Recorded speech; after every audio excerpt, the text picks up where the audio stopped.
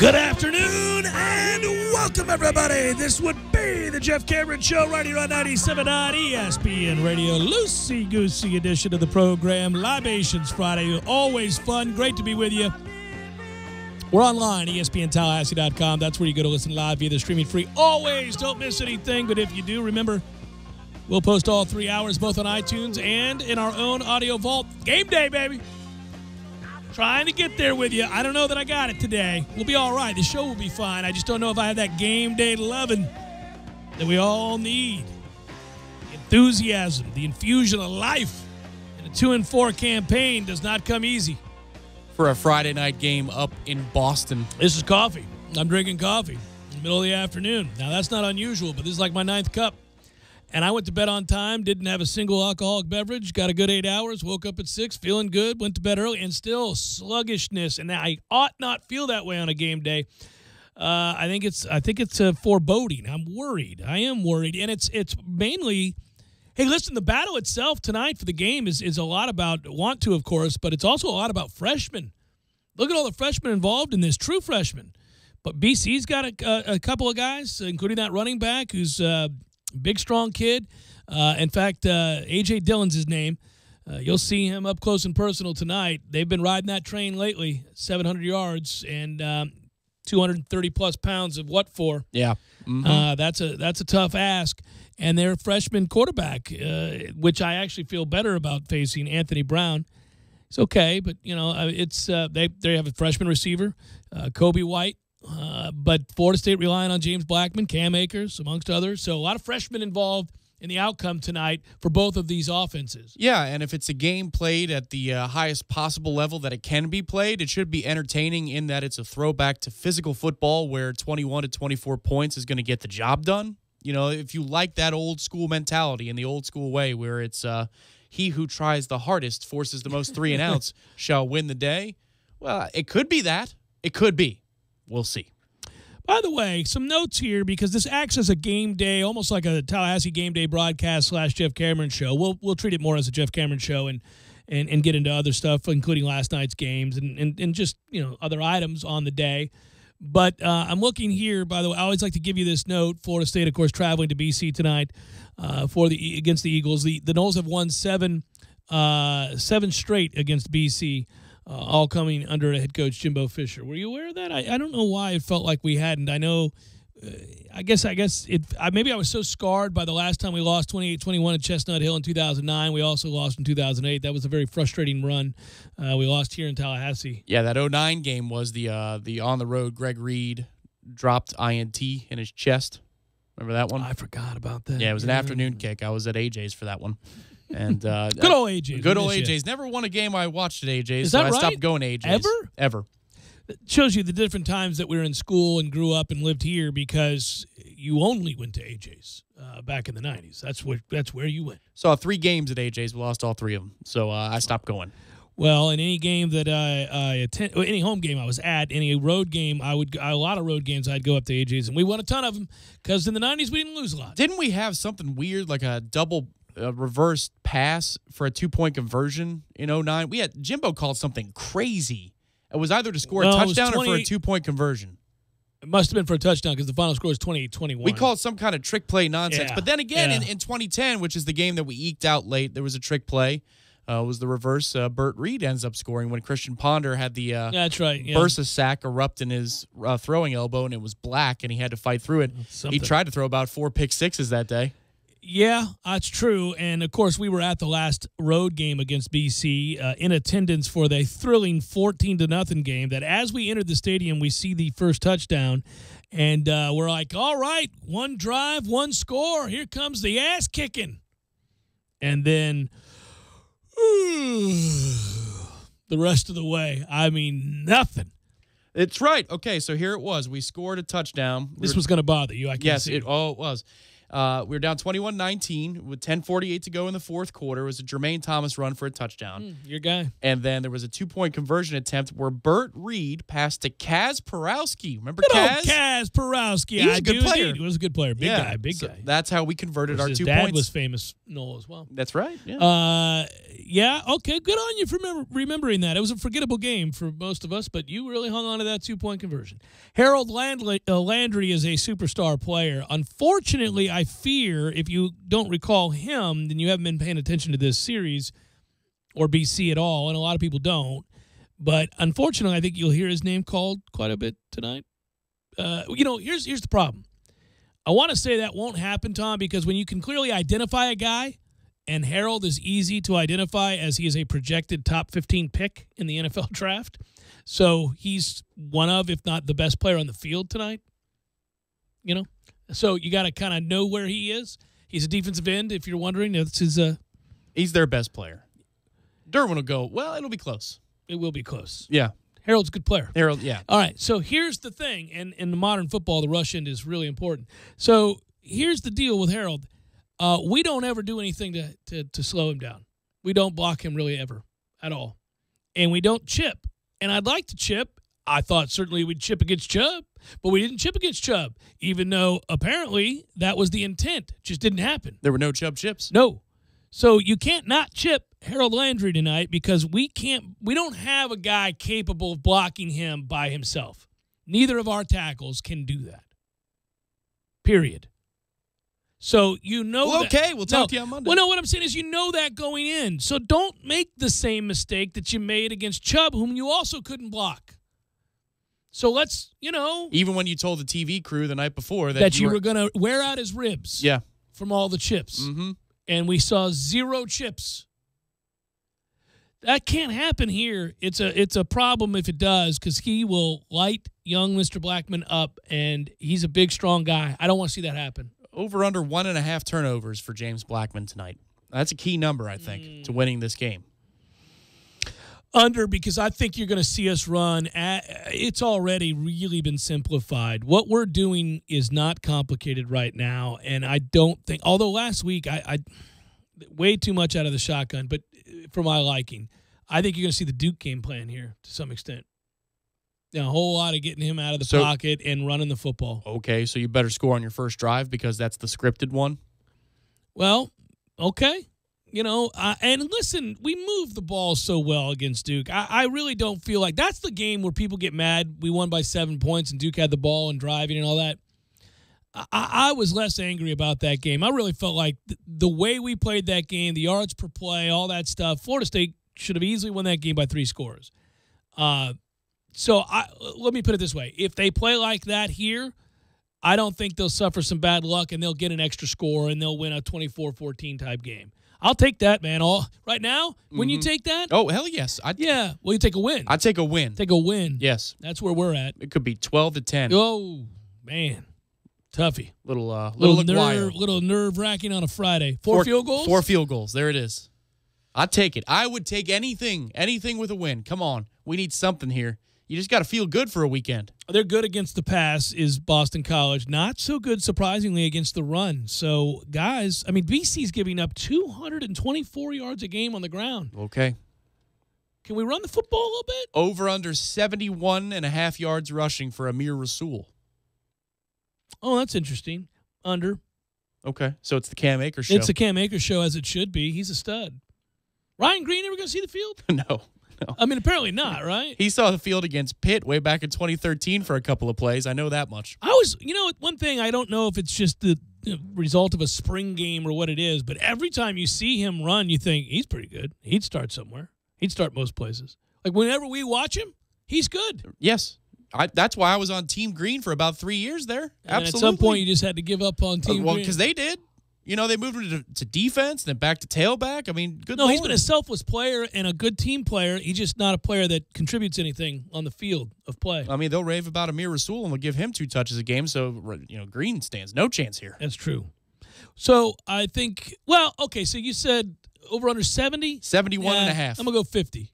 Unless he breaks one because he's got wheels. He does. He does indeed. That could obviously that would alter it. I just wonder, is it a Dalvin Cook ratio for Cam Akers tonight, or is it all right? Well, we're going to stick to our 2-back system, and he's just going to have to be one of the 2 backs. He's back A instead of back 2 or back B. Cam became a star. I mean, you saw him emerge as a star. Now, a bit of a step back last week. That's not all on him. He didn't have a great game by his standards, though. That I thought he would have been. Tripping over your own feet on a touchdown. Toughies there, some things there where I'm going to need you to keep your feet there because that's the hardest he was running all day. That was the breakneck. Oh, whoa, yeah. That when he does that, when he engages, when he's locked in and he's focused and he's running like that, you're like, okay, this is my guy. But he wasn't that last week all that often. And listen, a couple of times you go back and you look at the zone reads that we're running there, or just the read really. I mean, there's if he just gives the ball off. Actually on that play, if you just turn straight handoff, just hand him the ball. Correct. I mean, he may score on that play. Sure. Another reason why that loss was so damn aggravating. We're not finding those plays. Not consistently enough. Oh, we don't ever find them. No, it's not a lack of consistency. We don't ever really find the plays. And we certainly don't ever run the risk of actually trying to break out of our comfort zone and go for it. I still maintain you have to have more possessions. Listen, it's not – Jimbo said at one point this week, well, if we run more plays – I'm paraphrasing, but he said something to the effect of if we run more plays, James has got to make more decisions, and you don't want a true freshman to have to make more decisions. No, you don't. Not if they're the same plays. He's not making any more decisions. So he's hiding behind that. No, man. Even then, if it was DeAndre, would be. I mean, really? Yeah. Are we running that many more plays? No, Are we but running up tempo? I'm saying you just run more plays. You're not making him make more decisions. I mean, the plays are the plays. He knows those plays. You can run those plays faster, and you get your talent on the field more often and give them more at bats. Well, you only had 4 or 5 possessions in the second half, and there were 2 turnovers. So I mean, Yeah. The problem is, I think certainly if you run at a snail's pace and you lose a possession, that's pretty critical. Maybe if you had more of them. Yeah, but tonight has low possession count written all over it because that's what BC does. I agree with you. And that's what we do. So I mean, these two teams may run 25 plays apiece. You'll fall asleep on the couch. I have to call and wake you up. Tom, they're still playing. It's 3-3. Oh, I don't know, Jeff. I've seen enough. Oh, I don't know, Jeff. I think I'm going to roll over to the 7th Hill Tap Room. Are they really playing, sir? Yeah, I know. It's Jeff Cameron Show, 97.9 ESPN Radio.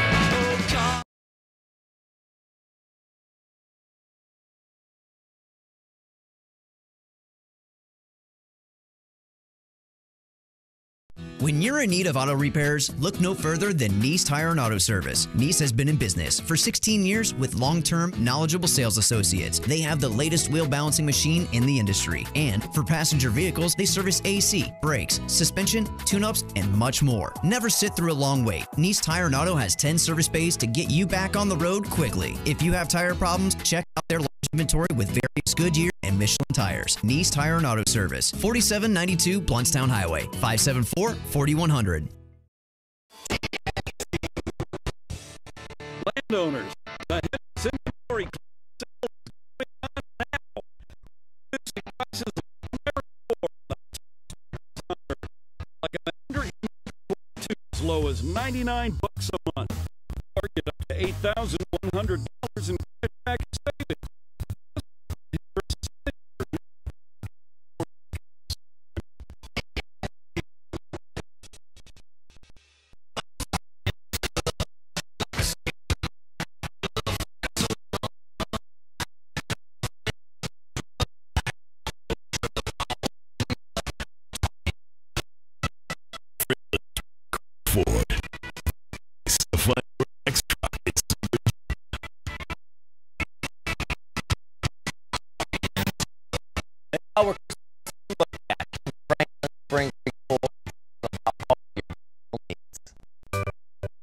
I did not.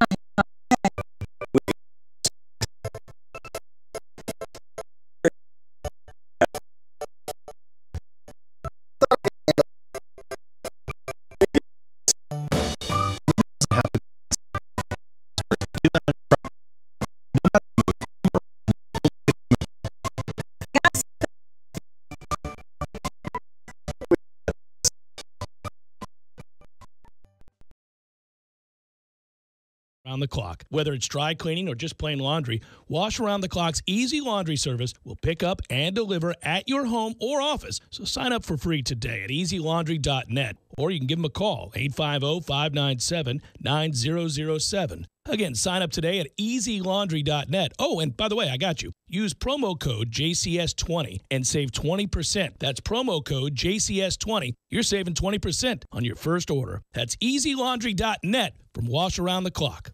This Day in Sports, brought to you by Superlube, 19 Tallahassee area locations. Quick, convenient, no appointment necessary. Get your history lesson weekdays at 5:30 during the Jeff Cameron Show, right here on 97.9 ESPN Radio.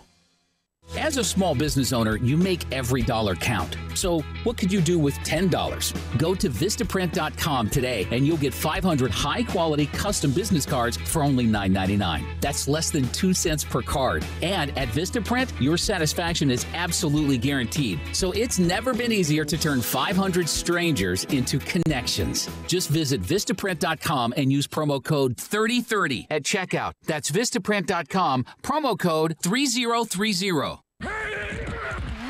Football is here, Tallahassee, and if you're not watching the games at Tallahassee's favorite hangout, the Fourth Quarter Bar and Grill on North Monroe Street, you're missing out. With over 28 TVs, you'll never miss a second of the action. Kick your week off with Monday Night Football, where you'll get 2-for-1 wells, calls, and drafts all night long. Then there's Tuesday Night Trivia with Professor Jimmy. Go win yourself some money. What about lunch? Weekdays, pick from over 20 menu items for just $7.50, including a drink. What you doing for Thursday Night Football? How about the Fourth Quarter, where you'll get 225 domestic drafts, 275 domestic bottles, and $4 Jaeger bombs. No weekend would be complete without Bubbles and Brunch. From 7 a.m. to 2 p.m., get all the mimosas and Bloody Marys you can drink and a breakfast for $18.99. Can you say Uber? Knowles, Bucks, Jags, or Finns, no matter who your favorite team is, take it to 2033 North Monroe Street and watch them at Tallahassee's favorite football hangout, the Fourth Quarter Bar and Grill.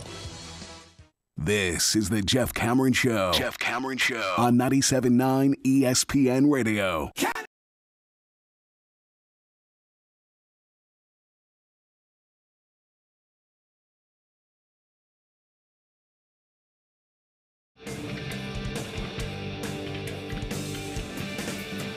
Wisconsin and Illinois, really? That's what I'm doing here?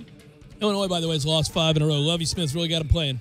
Jeff Cameron Show, 97.9 ESPN Radio. All right, that means early in the program, we ain't forgetting this time around. Oh, no, sir. Let's get that pick-me-up in the form of Hell to the Nah. Hell no, to the no, no, no. Hell to the no.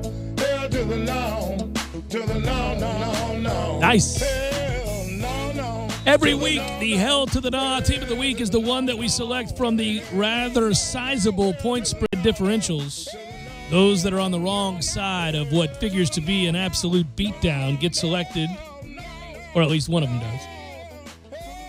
With the whole thing being that if they win the game, not cover the game, win the game outright, I'm making that call for all to hear on Monday afternoon. Team Bookstore, can you please send me a ton of your gear to adorn these fine studios forevermore as the Hell to the Nah team of the week? And by the way, I think we announced last week that it would be forevermore. That'd be it. The first one to do it does it. That's it. New feature. Something else going to have to happen. That hurts my soul. It still does. I don't like it. I don't like it. I think the Hell to the Nah should live in perpetuity. It's not going to. It's going to be a one-time only thing. But it's going to take a massive upset, and it's not happening anytime soon. We've only come relatively close a couple times, and not even really that close. I think we had a 15-point game. And the one that hurts is Iowa State and Oklahoma. It might have been. That would have been the one. What could have been. What could have been, and we blew it. We didn't have it. We weren't ready. We didn't do it. We missed it. It happens. Could have been. But that Cyclone gear is so hideous. I'm glad it's not in here. I don't want it. I don't. Wisconsin, Illinois. Wisconsin is a 26.5-point favorite when they face the Fighting Illini. High noon, baby. Feels like a Big Ten special, doesn't it? It is. We'll take Illinois as your Hell to the Nah team of the week. Hell no, to the no, no, no. Hell to the no, hell to the no, to the no, no, no, no. Hell To the no, no. to the no, no. Hell to the no. Yeah.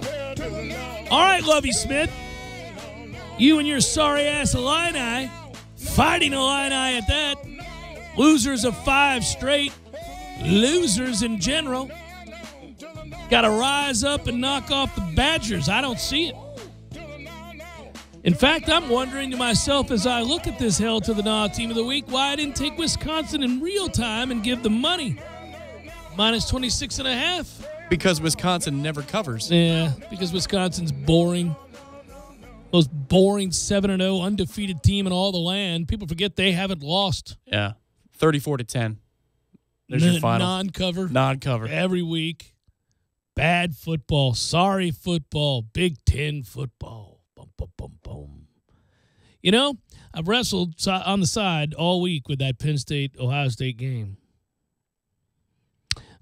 It could be interesting. Lee Sterling will join us next hour. I originally was bullish on Penn State. I'm less bullish. Okay. What has changed?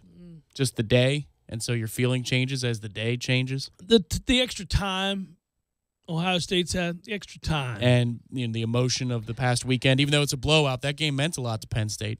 It did, and the time coupled with the emotion, coupled with Ohio State still has a chance to fight their way back into the college football playoff. And because of that, I think they're going to be geared and ready to roll. I worry a little bit. I hope I'm wrong. I was sure of Penn State earlier in the week. Well, if Ohio State wins and wins the Big Ten, then Penn State should only be the one to go into the playoff. Because I think they should repay Ohio State, Penn State last year. Lest we forget, Penn State had 2 losses, and one of them was to Pitt. Just saying, there were other circumstances involved. Wasn't a simple shafting. Well, it was a shafting of sorts. But it wasn't as simple and cut and dry. Ohio State is insulated at 3. You know how that works. If they were at number 4, there would have been a lot more talk about it. But the committee said, well, we'll keep them at 3. Yeah. Hey, they scored as many points as, Imperfect system, man. Imperfect system has been since they've been playing college football. I feel like every year we're going to have that moment where you go, well, a more perfect system, this team wouldn't be getting jobbed. But they didn't win their league, and they made it into the Final Four. I know. Yeah, but what if a I don't know, because there are not like if it's the Big 12, that's really it can't happen, right? Because they all play each other. But when you don't all play each other, you get weird circumstances like that, and I hate that, but it's true. And sometimes there'll be a 2-loss team, maybe even one that loses head-to-head that plays a much better schedule. I'm not saying that was the case last year. I'm just saying that you'll get circumstances like that. We had a scenario before this year started where we thought that Florida State could lose on the road to Clemson, not win their league, but if they beat Alabama in all the rest of their games, they would be deserving of going to the college football playoff. Well, sure, with the Ohio State example, why the hell not? They'd be more deserving than Ohio State. But my saying is, though, I think legitimately and non-emotionally, they would deserve to go to the college football playoff and not be a league champion. So I don't care that they weren't the league champion. But anyhow, point is, Penn State can go ahead and beat their ass again. That'd be great. It solves all the problems. That's right. Just go ahead on and do it. Illinois, however, as the hell to the non-team of the week, will not beat Wisconsin. That we're sure of. Although it would be kind of fun because I really have no feeling about Illinois at all. It would be so random for you to tune into the Jeff Cameron show one day and be like, well, for some reason they got a Fighting Illini shirt up there in the. Supposed to, we had to call Champaign. We said, hey guys, send us what you got. Send us a little bubbly in a T-shirt or two. You know what I think I would want? I think I would want in Illinois, like I'd want a throwback something. I'd want something from yesteryear. I think the perfect thing that you can get from Illinois is like an undersized floppy hat with the eye on it, and it's got the strap in the back. It's just this hat that you would never, like the kind of hat that Hogwood wore. Right, the Raycom hat. Right. I just want this crappy floppy, $10 student hat that they give you with the T-shirt and they roll it up with a blanket. And they're like, all right, new students, here's your little thing that you get 50% off at the bookstore. That's the hat. I'm looking now. They've had a lot in the way of science and mathematics and engineering. They've done quite well, astronauts included. And so, they're very proud of that. That's prominent on the Illinois website, as you might guess. What would you think in the way of football would you be looking at? Who you got a guy? Jeff George went to Illinois. Oh, did he really? We could get a Jeff George jersey. I don't know who went to. Maybe Rashard Mendenhall went to Illinois, lest we forget, right? I'm sure an offensive lineman or two went to Illinois. That probably sounds about right. Oh, well, Simeon Rice went to Illinois. That I remember. Did he really? Yeah, that I remember. I didn't have to look that one up. I know that. We could get a Simeon Rice jersey. Simeon Rice went there. That's right. Well, how about that? Yeah. Well, they were decent in the 90s for a little while, were they not? Yeah, that's right. Kevin Hardy went there. Before, Zook took him to the Rose Bowl that one time. Like that's right. 1 year with Juice. I think ultimately what you'd have to do, because Red Grange went to Illinois, ultimately you'd have to ask for a Red Grange jersey. That would be great. You got Red Grange in here. George Halas went there, so you could ask George, some sort of old school Hall of Fame NFL first ever football player in the league kind of guy. When the D tackles were 210 pounds. It'd be funny. Neil Rackers went there, the kicker. Remember Neil Rackers? I remember Neil Rackers. Yeah, Neil Rackers went there. God. Yeah. There's something about kickers kind of like middle relievers. You just kind of like them after a while. And they're nothing. They're just nothing players. But it's like Arthur Rhodes. Here comes Arthur Rhodes. Hey, there's how you Arthur. doing, He's Arthur been Rhodes? closing games for years. Yeah, no. Steve Stricker went there.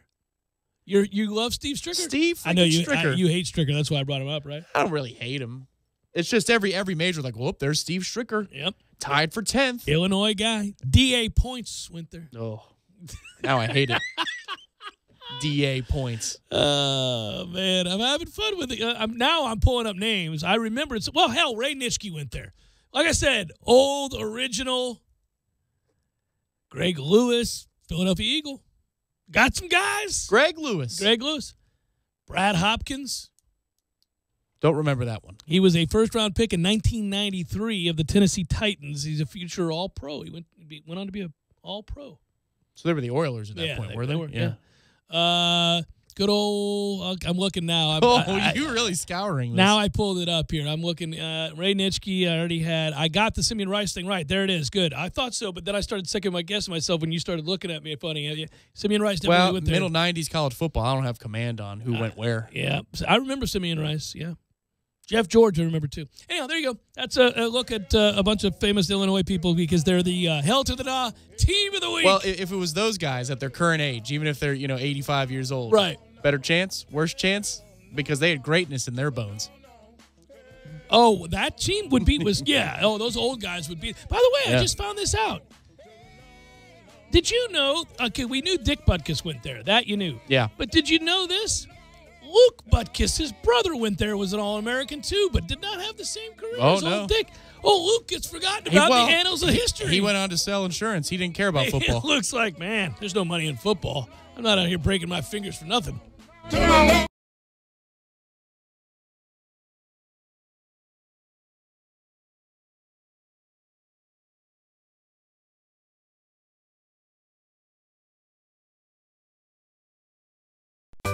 Sorry, boys, I did not have time to pack. We got this. It's right here, guys. We got this. I thought I could handle it. We got this. Moving doesn't have to be a hassle. Call us first at 2 Men and a Truck. No matter the move, home or business, we'll make it a smooth one. I forgot something. We got this.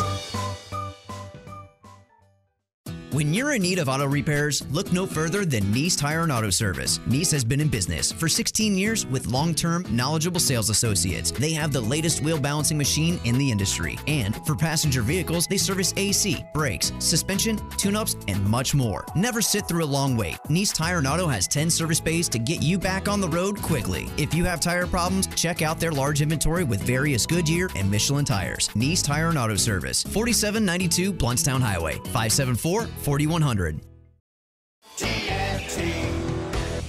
Landowners, Mahindra's inventory clearance sale is going on now. We're reducing prices like never before on the toughest utility vehicles on earth. Like a Mahindra XTV 750S as low as $135 a month. Or get up to $3,450 in cash back and savings. Plus, Mahindra's 3-year limited powertrain warranty comes standard.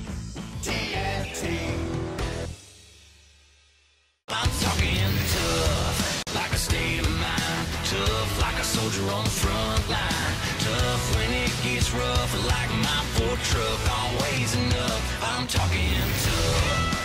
Franklin Spring Creek Ford, the place to find your next truck in southern Georgia. Hey y'all, we're Chris and Preston from Low Cash. Head to Franklin Spring Creek Ford and see them about all of your vehicle needs. November 11th, Sport Clips will donate $1 for every haircut.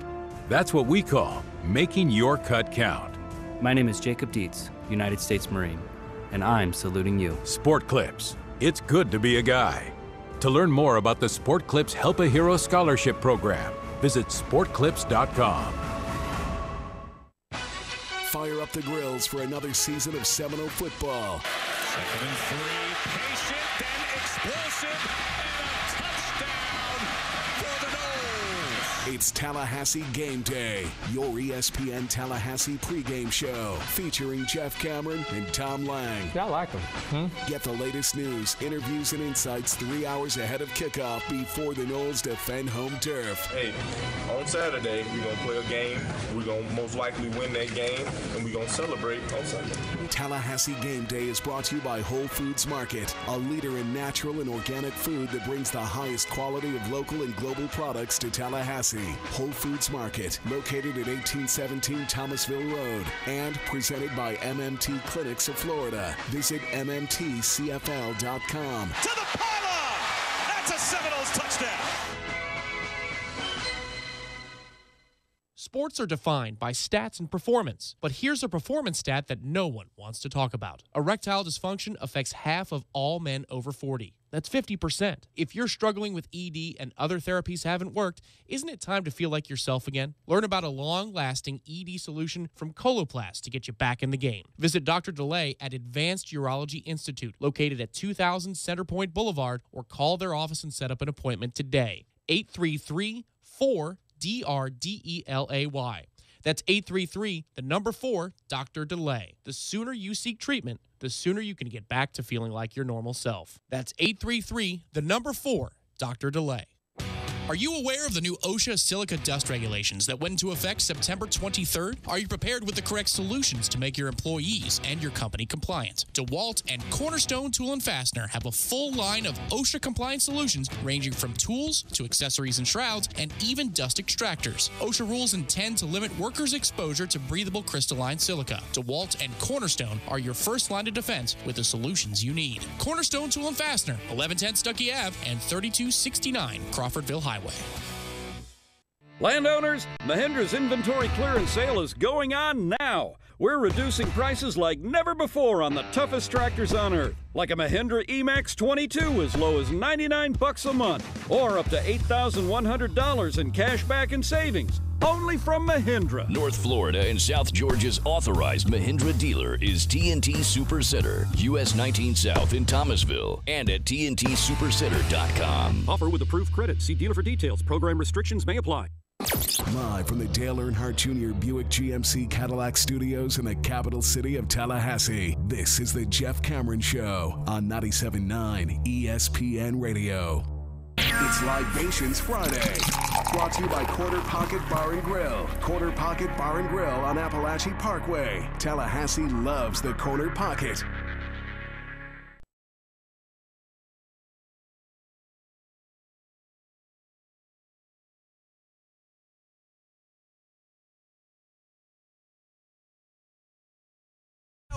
Jeff Cameron Show, 97.9 ESPN Radio. Hey, let's get some good news flowing here, shall we? It's out there. It is. Believe me, trust me, it is. And that's why we started a while back with our friends at Parker Brothers Roofing and Construction. Parker Brothers put the roof on my house. That's why I talked to you about them. They did such a professional job. And it was over like that, man. I can't believe how quickly people can put on a roof. For real. That's just as an aside.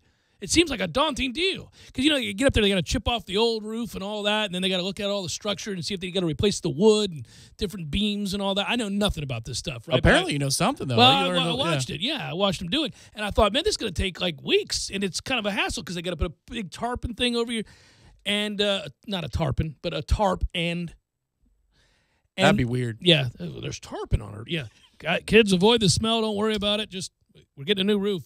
Anyhow, so the thing is, they do all that, but once they do it, once they've cleared off all the rotted stuff and anything that needed to be repaired, at least Parker Brothers did, They got in, they got out. This roof looks fantastic, and I'm glad I did it. This would be shelter from the storm. Come in, she said, I'll give ya shelter from the storm. If you're unfamiliar with our shelter from the storm piece, we do it every once in a while. It's brought to you by Parker Brothers Roofing and Construction. And we find the good stories from in and around the world of sports. Not always sports, but can be. This time around, I wanted to shine a light on what Vic Beasley's doing in Atlanta. You guys remember Vic Beasley at Clemson, and you remember last year, after his first year, he was terrible that first year, didn't do anything. We thought, well, that's a wasted pick. Then he had 15.5 sacks, led the NFL last year. Yeah, kind of how Clemsoning went away for a little while as the program rose. Yeah. Well, Vic Beasley looked to be another Clemson defensive end that was, just non-productive after he was drafted. Well, he started something called the Rally Foundation in Atlanta, and it fights childhood cancer.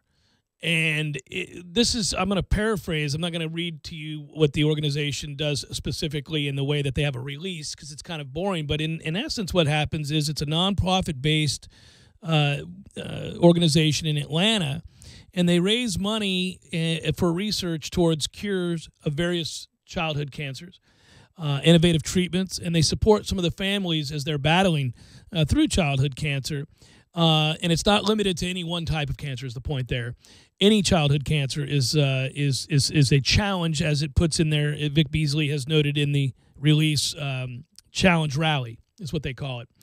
And basically, they donate 4% of their money. Well, I'll read this. This is something that Mary Tipton, who helped run the organization, and somebody who contributed along with Vic Beasley, the initial startup, and talks about the foundation raises money for childhood cancer. It's because the National Cancer Institute only donates 4% of their money to childhood cancer research, and the rest go to adults. This is why there are so many organizations, including Rally, that have been made to raise money for children's cancers. And Vic wanted to add to that. So, long story short, one of the cool things is if a family is sitting at a hospital, and the child is going through treatments, and the child is going to have to stay at the hospital for a few days or something along those lines, Rally is there.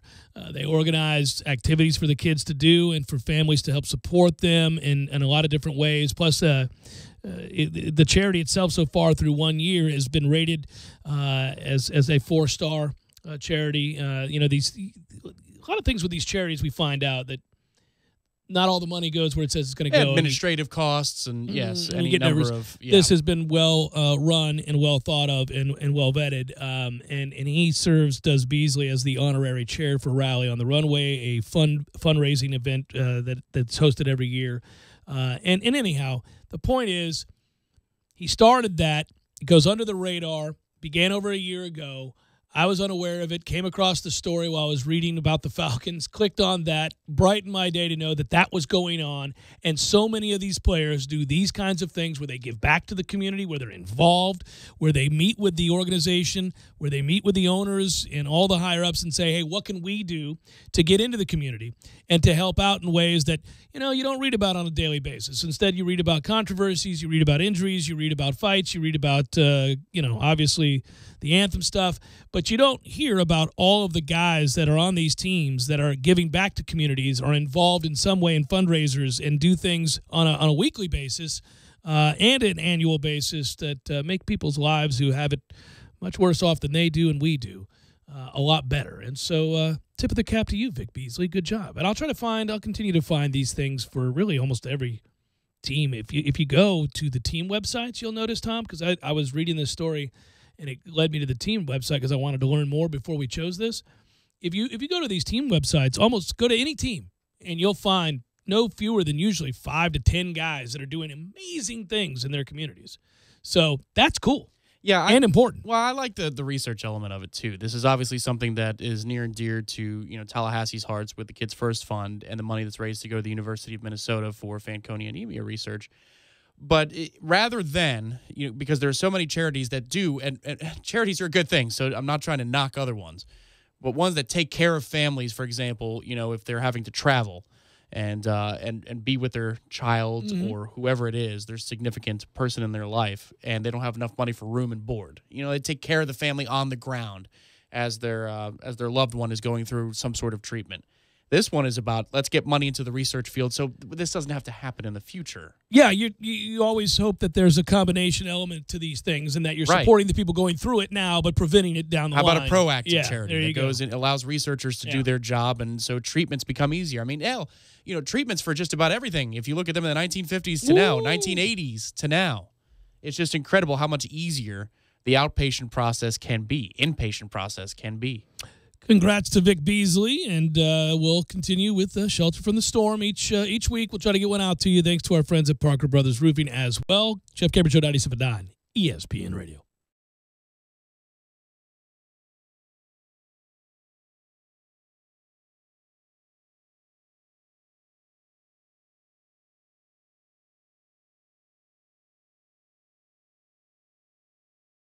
When you're in need of auto repairs, look no further than Nice Tire and Auto Service. Nice has been in business for 16 years with long-term, knowledgeable sales associates. They have the latest wheel balancing machine in the industry. And for passenger vehicles, they service AC, brakes, suspension, tune-ups, and much more. Never sit through a long wait. Nice Tire and Auto has 10 service bays to get you back on the road quickly. If you have tire problems, check out their large inventory with various Goodyear and Michelin tires. Nice Tire and Auto Service, 4792 Bluntstown Highway, 574-4100.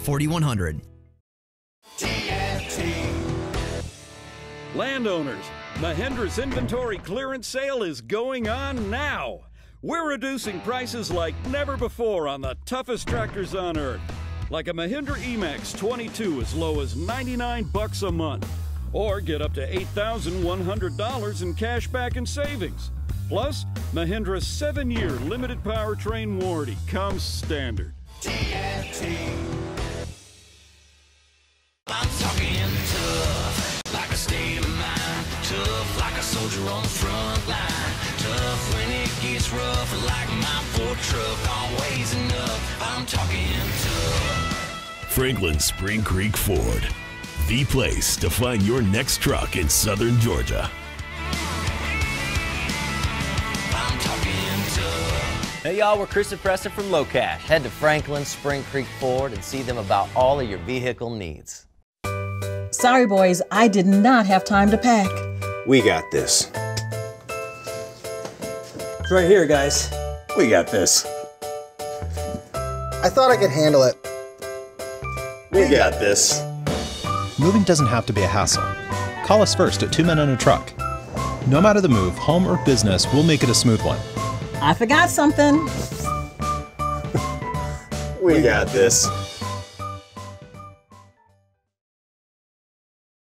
CenturyLink retail store to enter for a chance to win the CenturyLink Ultimate Football Fan Experience, which includes a trip to the biggest game of the year. For eligibility and official rules, go to CenturyLinkFanForLife.com/FAQ. CenturyLink, your link to what's next.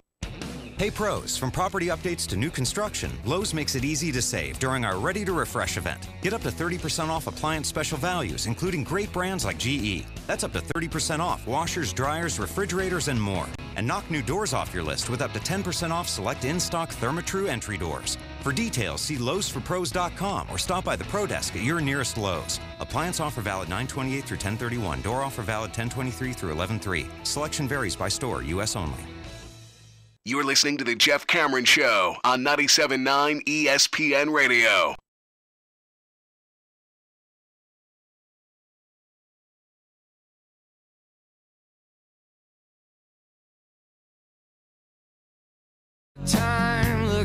You see where Cam was being a bitch again? Newton, that is? Yeah, he walked out after a question about, do you think the offense can be this, that, or the other? And he said, next question, and walked out. Really quite an easy question and a football-related question and a fair one when you don't score a touchdown against the Bears. Is Cam taken now to not fielding questions that are legitimate? Is that what we're doing now, Cam? Well, if I saw the Carolina Panthers PR statement correctly, it was on a notes, like the iPhone notes, so it wasn't the letterhead. So forgive me if if it's a fake one. But it appeared to be their actual statement, which was Cam felt he was more than helpful in the 9+ minutes of interview time that he offered up to the media, that he had, yeah, he has an obligation that he had fulfilled his obligation. Funny you don't see a lot of guys around the league having this problem on a regular basis, though. Agreed. Yeah. Once a week, once every other week, we got a problem with Cam at a press conference. When times get tough, he gets small. That's just true. Look throughout his career. When things are good, things are great. But when things are bad, he doesn't like stepping in front of the podium and answering your questions. He doesn't have time for it. Well, I think if you're an organization, you get concerned because he's erratic right now. When he's really good, he's really good. When he's bad, he's really bad. And he's bad off the field with his interactions with the press on a regular basis. That's not new. And I don't know. I just would think on a whole, you'd start to wonder about my man. You just start to wonder where his head's at. Well, think about, the Super Bowl. That didn't play well the way he was after the Super Bowl. He's an ass. The way he played in the Super Bowl, I thought was the bigger storyline of the two if I had to pick. But certainly he was an ass. He did, bigger stars in sports, have not shown up at all to answer questions. He at least did that much, and then he left abruptly. But there's no doubt that he's a front-running personality. That's who he is. That's who he has always been. He's won an awful lot, though, in college. Obviously, at Auburn, when he finally got there, he won a lot. They had a 15-1 season. He was ready and willing to talk about all things Carolina Panthers. And then they get blown out, play poorly. And he doesn't dive on a fumble. And he doesn't want to talk to you. That's who he is, man. That's just for better or worse. Well, and right, you can win and almost win the whole thing with him, obviously, and or you can look like he did against the Bears. You can have these notes. It's petty though. It's really kind of silly. Like I think the thing about reporters asking dumb questions, sure, happens all the time.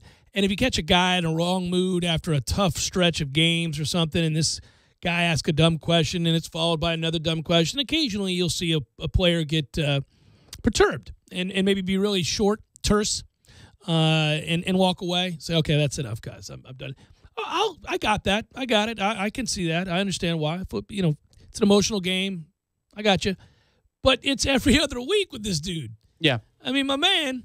You could argue at times, too. It looks like he puts more effort into being a fashionista fool looking for his post-game press conference than he does, anything else Answering in his the life. question? Well, anything else Yeah. at all.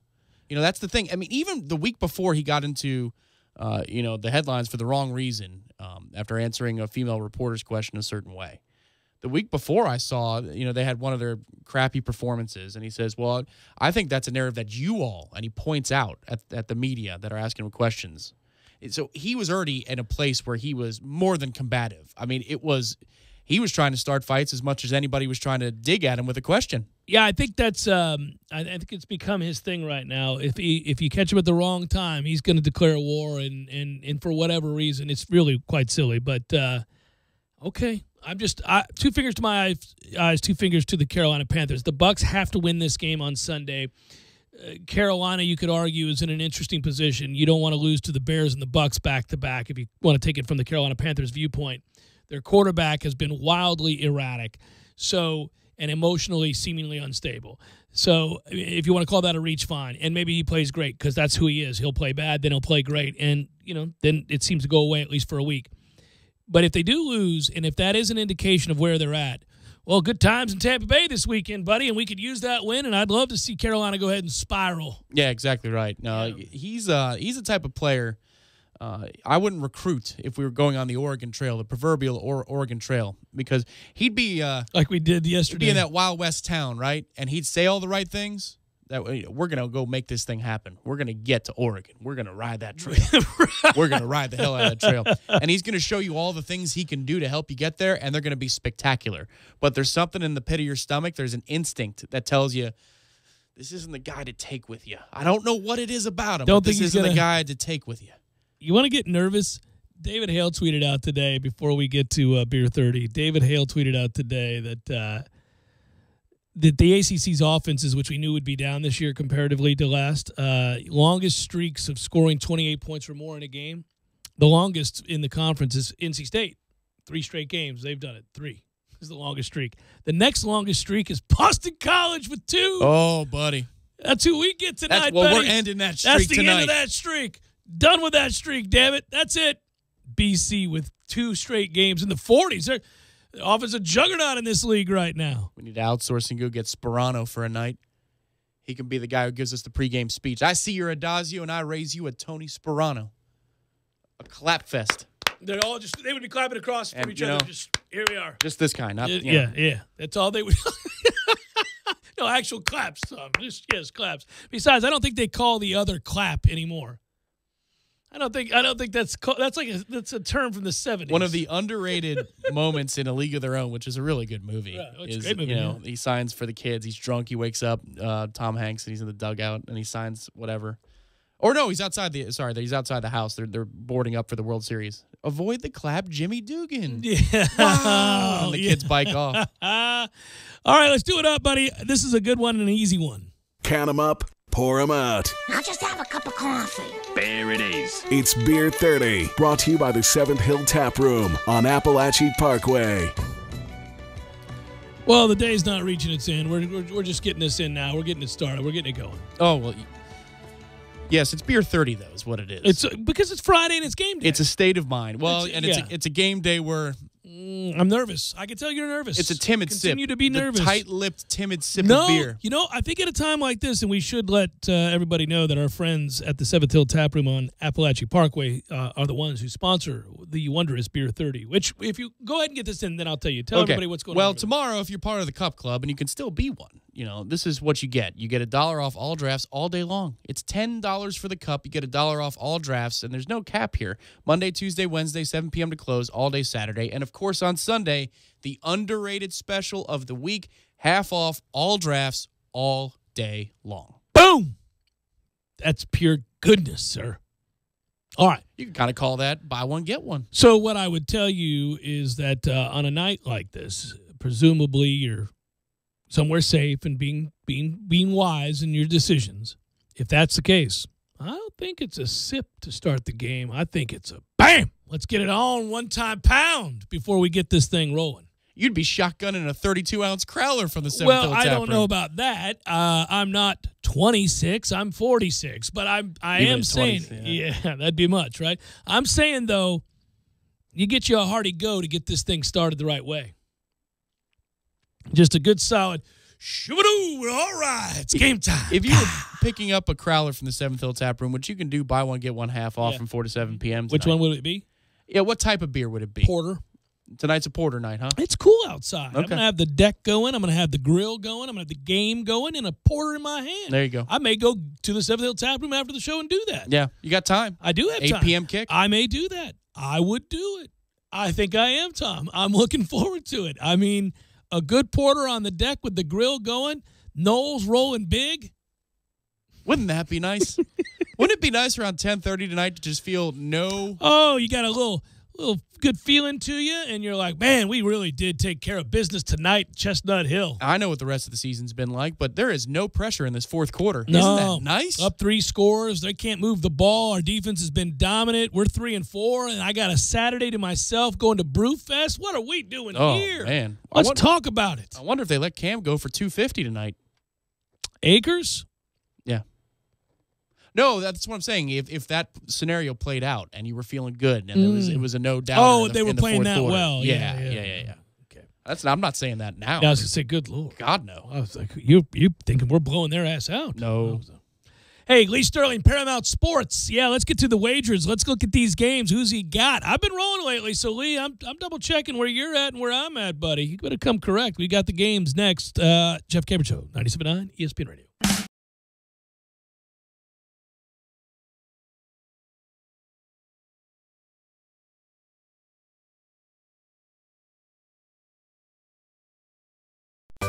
Sorry, boys, I did not have time to pack. We got this. It's right here, guys. We got this. I thought I could handle it. We got this. Moving doesn't have to be a hassle. Call us first at 2 Men and a Truck. No matter the move, home or business, we'll make it a smooth one. I forgot something. We got this. When you're in need of auto repairs, look no further than Nice Tire and Auto Service. Nice has been in business for 16 years with long-term, knowledgeable sales associates. They have the latest wheel balancing machine in the industry. And for passenger vehicles, they service AC, brakes, suspension, tune-ups, and much more. Never sit through a long wait. Nice Tire and Auto has 10 service bays to get you back on the road quickly. If you have tire problems, check out their large inventory with various Goodyear and Michelin tires. Nice Tire and Auto Service, 4792 Bluntstown Highway, 574-4100. Landowners, Mahindra's inventory clearance sale is going on now. We're reducing prices like never before on the toughest utility vehicles on earth. Like a Mahindra XTV 750S as low as $135 a month. Or get up to $3,450 in cash back and savings. Plus, Mahindra's 3-year limited powertrain warranty comes standard. I'm talking tough, like a state of mind. Tough, like a soldier on the front line. Tough when it gets rough, like my Ford truck. Always enough, I'm talking tough. Franklin Spring Creek Ford, the place to find your next truck in southern Georgia. I'm talking tough. Hey y'all, we're Chris and Preston from Low Cash. Head to Franklin Spring Creek Ford and see them about all of your vehicle needs. Satisfaction is absolutely guaranteed, so it's never been easier to turn 500 strangers into connections. Just visit Vistaprint.com and use promo code 3030 at checkout. That's Vistaprint.com, promo code 3030. At Progressive, we think your custom cupcake shop is first class. Yeah, your cupcakes were first class from your first day of cupcake class right up till you graduated. First in your class. And a first-class, first-in-class top brass like yourself deserves Progressive Business Insurance. With over 30 business and vehicle options, you'll feel like you and your cupcakes are flying. First class. So move your center of mass to ProgressiveCommercial.com real fast. Now you're cooking with gas. Progressive Casualty Insurance and Affiliates. Tallahassee is a diverse community with residents experiencing the world in different ways. But we are a community that sticks together. For 3 years, events like the Longest Table have provided spaces for us to come together and learn about what unites us instead of what keeps us apart.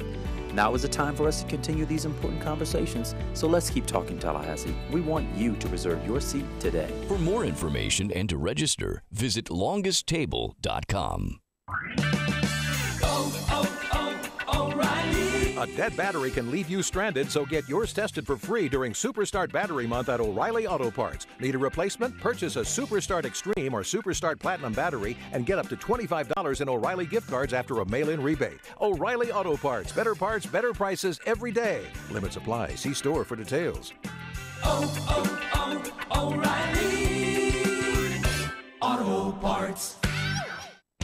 Hey pros, from property updates to new construction, Lowe's makes it easy to save during our Ready to Refresh event. Get up to 30% off appliance special values, including great brands like GE. That's up to 30% off washers, dryers, refrigerators, and more. And knock new doors off your list with up to 10% off select in-stock Therma-Tru entry doors. For details, see Lowe'sForPros.com or stop by the Pro Desk at your nearest Lowe's. Appliance offer valid 9/28 through 10/31. Door offer valid 10/23 through 11/3. Selection varies by store, U.S. only.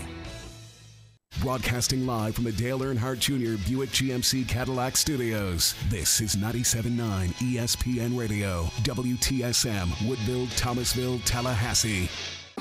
Live from the Dale Earnhardt Jr. Buick GMC Cadillac Studios in the capital city of Tallahassee. This is the Jeff Cameron Show on 97.9 ESPN Radio. It's Libations Friday, brought to you by Corner Pocket Bar and Grill. Corner Pocket Bar and Grill on Appalachian Parkway. Tallahassee loves the Corner Pocket.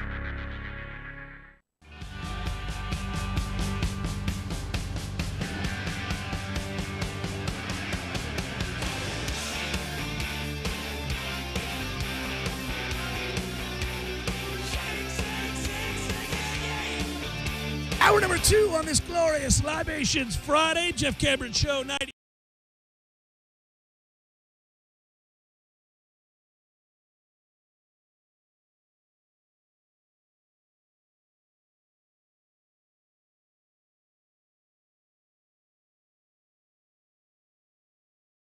It's Glorious Libations Friday. Jeff Cameron Show, 97.9 ESPN Radio. Loosey-goosey edition of the program, as we're wont to do on these Fridays. Also, game day, so that strikes you as odd always when we play on these Fridays. We're online, ESPNTallahassee.com.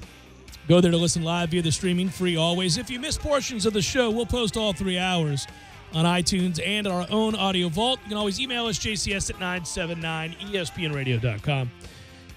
Hey, let's bring in our friend. It's Lee Sterling, Paramount Sports. Lee, good sir.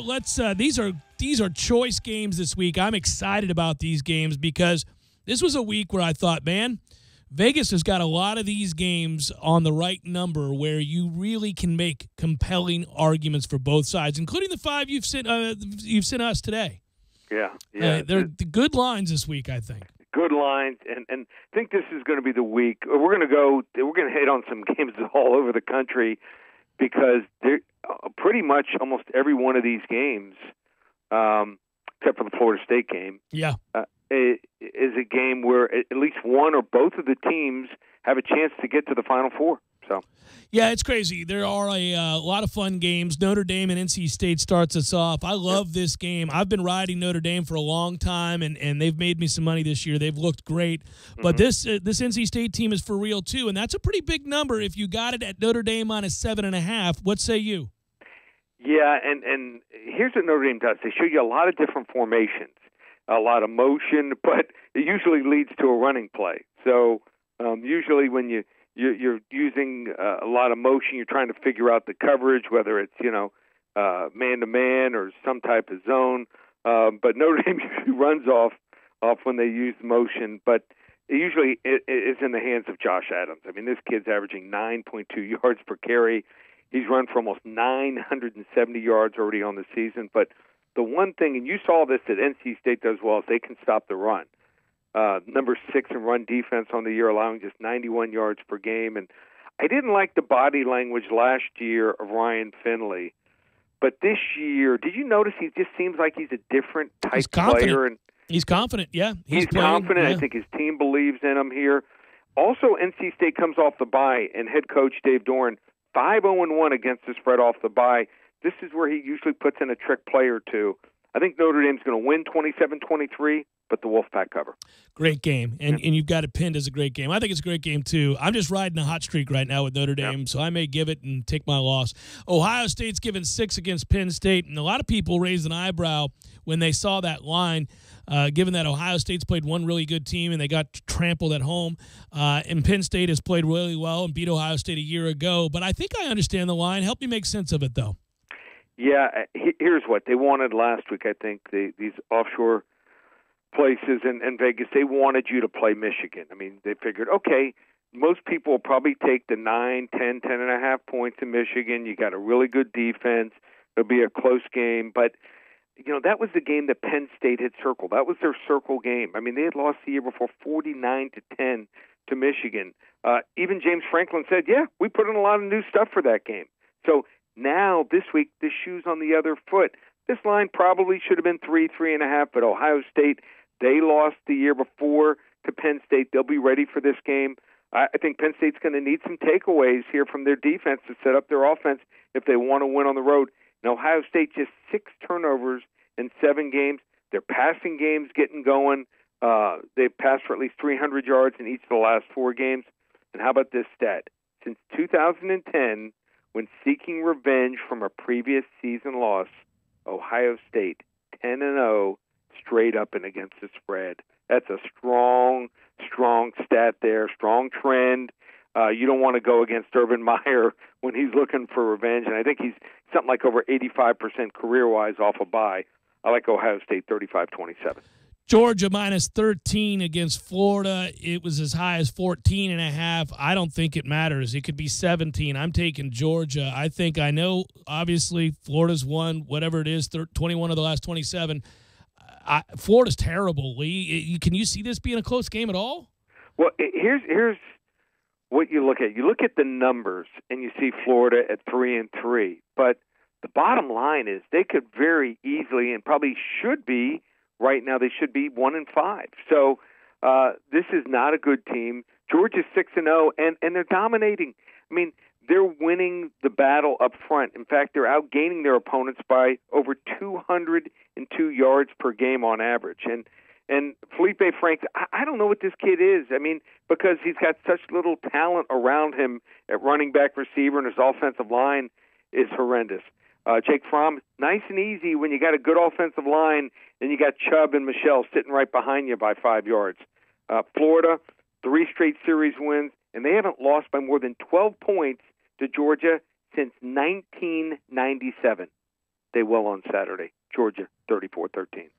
Clemson's given 14.5 against Georgia Tech. Georgia Tech, well, first of all, there are so few possessions when you play Georgia Tech, and they hold the ball. So sometimes these kinds of gaudy lines at 14.5 scare you quite a bit. And Georgia Tech's played better defense this year. Does Clemson cover the 14.5? I think it's going to be tough. I mean, I think most smart handicappers are either playing Georgia Tech or staying off the game because Kelly Bryant, who is their heart and soul of their offense, he even said, hey, I'm not 100%. I'm probably 80, 85%. So if he gets dinged up and he goes out of the game, you're in trouble. I mean, you watch Dabo, you can tell he's got no trust in any of his other backup quarterbacks.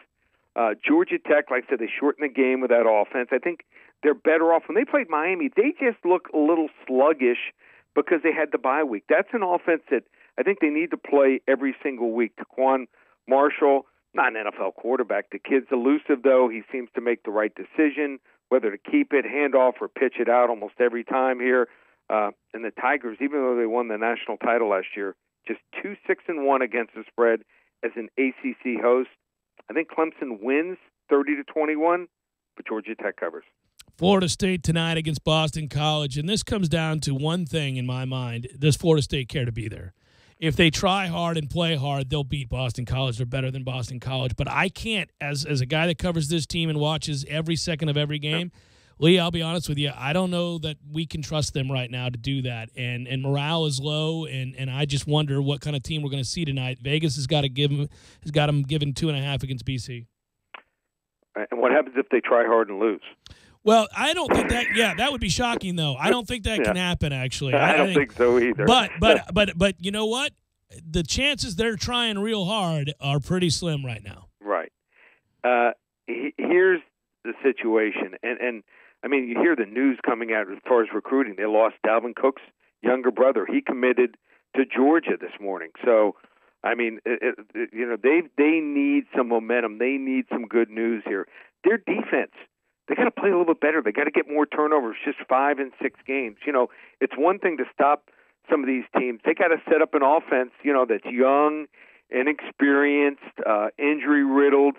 They got to give them some short fields here. Now, Boston College has scored 45 and 41 points, but the last 2 weeks, that was against Louisville and Virginia.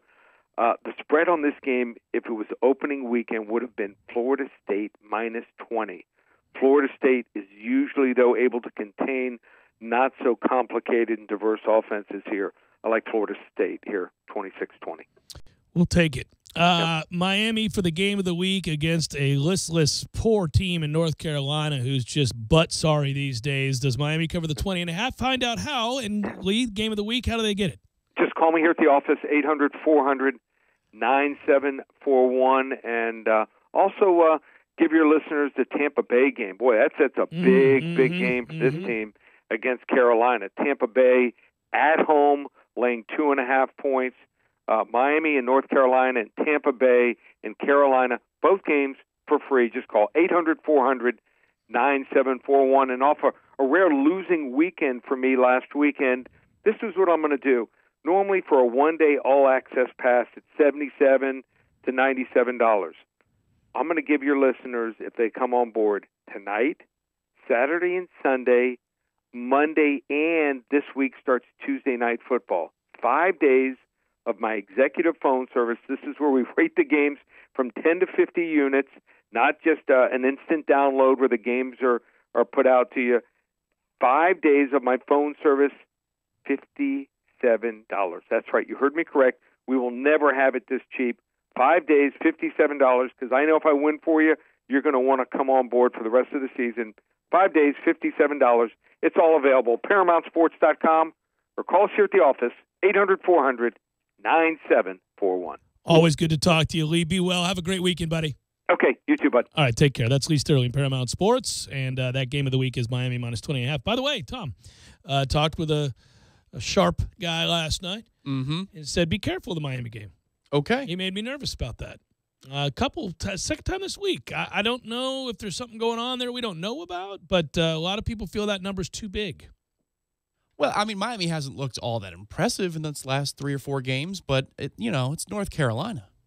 Yeah, I don't know what it is. I actually have not been diving into why some of these people that whose opinion I value say, I'm a little worried about the game. Not that Miami would lose, but just the 20.5 has them a little concerned. And I think that's interesting. I don't know if there's a matchup issue or something that because usually I can go, oh, well, I see the angle there. Like, I understand why people are taking Georgia Tech in the 14.5. The one thing I'd say, though, and if it's because the Syracuse result scares them, Syracuse is pretty good. Syracuse is pretty good. Well, and they're playing hard. Dino Babers is a good coach. Well, they're up for that game. They're coming off a mega upset. They had an extra day. You know what I mean? Like, there's a lot of stuff that went into it. Yeah, I don't know what it would be. I do think that Miami is overvalued right now because they're undefeated. And when you see an undefeated team at this point in the year, public usually is all over that team, thinks that they're great. I don't think Miami's great. We saw them here. I think they're good. They're better than they've been, obviously. Sure. And they're good enough to beat a lot of teams in this conference, almost all of them. But I don't. Yeah. I think Georgia Tech's pretty good. I do too. I think they're pretty decent. I mean, it's a lucky win. It's a lucky win for Miami, but they're in that game. You know, so they're toe-to-toe with a pretty good team. They got Duke when Duke was playing harder, and they put that game put that game to rest. In the second half. I mean, that was the second half. They pulled it was like 14-6 for a while. To me, it's in the first half when they stop Duke and there's a fourth down stop and they go back. Duke's not going to score, but the score doesn't get wide until late, in that game. Sure. I'm not in love with Miami at quarterback, first of all. And if I don't love your quarterback, then I worry about games. I'm with you. I think they cover here, but I'm just for our listeners that are also sharp and sporting, got some people out there saying be careful. You like the Georgia Tech game, or are you staying away from it? I'm staying away from it. I feel like that's a 31-17 type game, and I'm not messing around with that game. Even if you got the half point. Well, if they gave you 14.5 yeah, Georgia Tech, no. If I had, I'm not playing the game. If I was playing the game, I'd play Georgia Tech. But that's one of those games where here's the other thing, and again, we'll move on from the gambling. But a little tip for everybody, and this is, and I had to learn this the hard way, and I think all of us have. Just because you have an opinion on a game doesn't mean you got to play it. I mean, it's okay to have a weekend where you go, I just don't love these games. I just don't. Now, maybe you do, and that's fine. Play your hunches and do your own research. Everybody does. But, look, if I had to play that game, I'd play Georgia Tech. But I don't have to. None of us do. You can say, too close for comfort, don't like this one, going to shy away from it. Ideally, you get 4 or 5 games in a weekend that you go, I feel very good that this is going to happen, and here's why, and it's an educated guess, and I'm going to go for it. It's gambling, so there's no guarantees, but that you want more of it. You want more of that, right? That's not one of those games that gives me that feeling. That's one of those games that gives me the opposite feeling, where I go, I don't like this one. I'm going to leave this be. Jeff Cameron, Show 97.9 ESPN Radio. When you're in need of auto repairs, look no further than Nice Tire and Auto Service. Nice has been in business for 16 years with long-term, knowledgeable sales associates. They have the latest wheel balancing machine in the industry. And for passenger vehicles, they service AC, brakes, suspension, tune-ups, and much more. Never sit through a long wait. Nice Tire and Auto has 10 service bays to get you back on the road quickly. If you have tire problems, check out their large inventory with various Goodyear and Michelin tires. Nice Tire and Auto Service, 4792 Bluntstown Highway, 574-4100. Landowners, Mahindra's inventory clearance sale is going on now. We're reducing prices like never before on the toughest tractors on earth. Like a Mahindra E-Max 22 as low as $99 a month. Or get up to $8,100 in cash back and savings. Plus, Mahindra's 7-year limited powertrain warranty comes standard. I'm talking tough, like a state of mind. Tough, like a soldier on the front line. Tough when it gets rough, like my Ford truck, always enough. I'm talking tough. Franklin Spring Creek Ford, the place to find your next truck in southern Georgia. I'm talking tough. Hey y'all, we're Chris and Preston from Low Cash. Head to Franklin, Spring Creek Ford and see them about all of your vehicle needs. Sorry, boys, I did not have time to pack. We got this. It's right here, guys. We got this. I thought I could handle it. We got this. Moving doesn't have to be a hassle. Call us first at 2 Men and a Truck. No matter the move, home or business, we'll make it a smooth one. I forgot something. We got this. At 5% off all purchases. Or if you use your Lowe's Business Credit account, you can save 10%. Both offers are valid for purchases made in-store and online at lowesforpros.com. That's 5% off all purchases and an extra 5% if you use your Lowe's Business Credit account. Subject to credit approval and can't be combined with other credit offers. Exclusions apply. U.S. only. This is the Jeff Cameron Show on 97.9 ESPN Radio.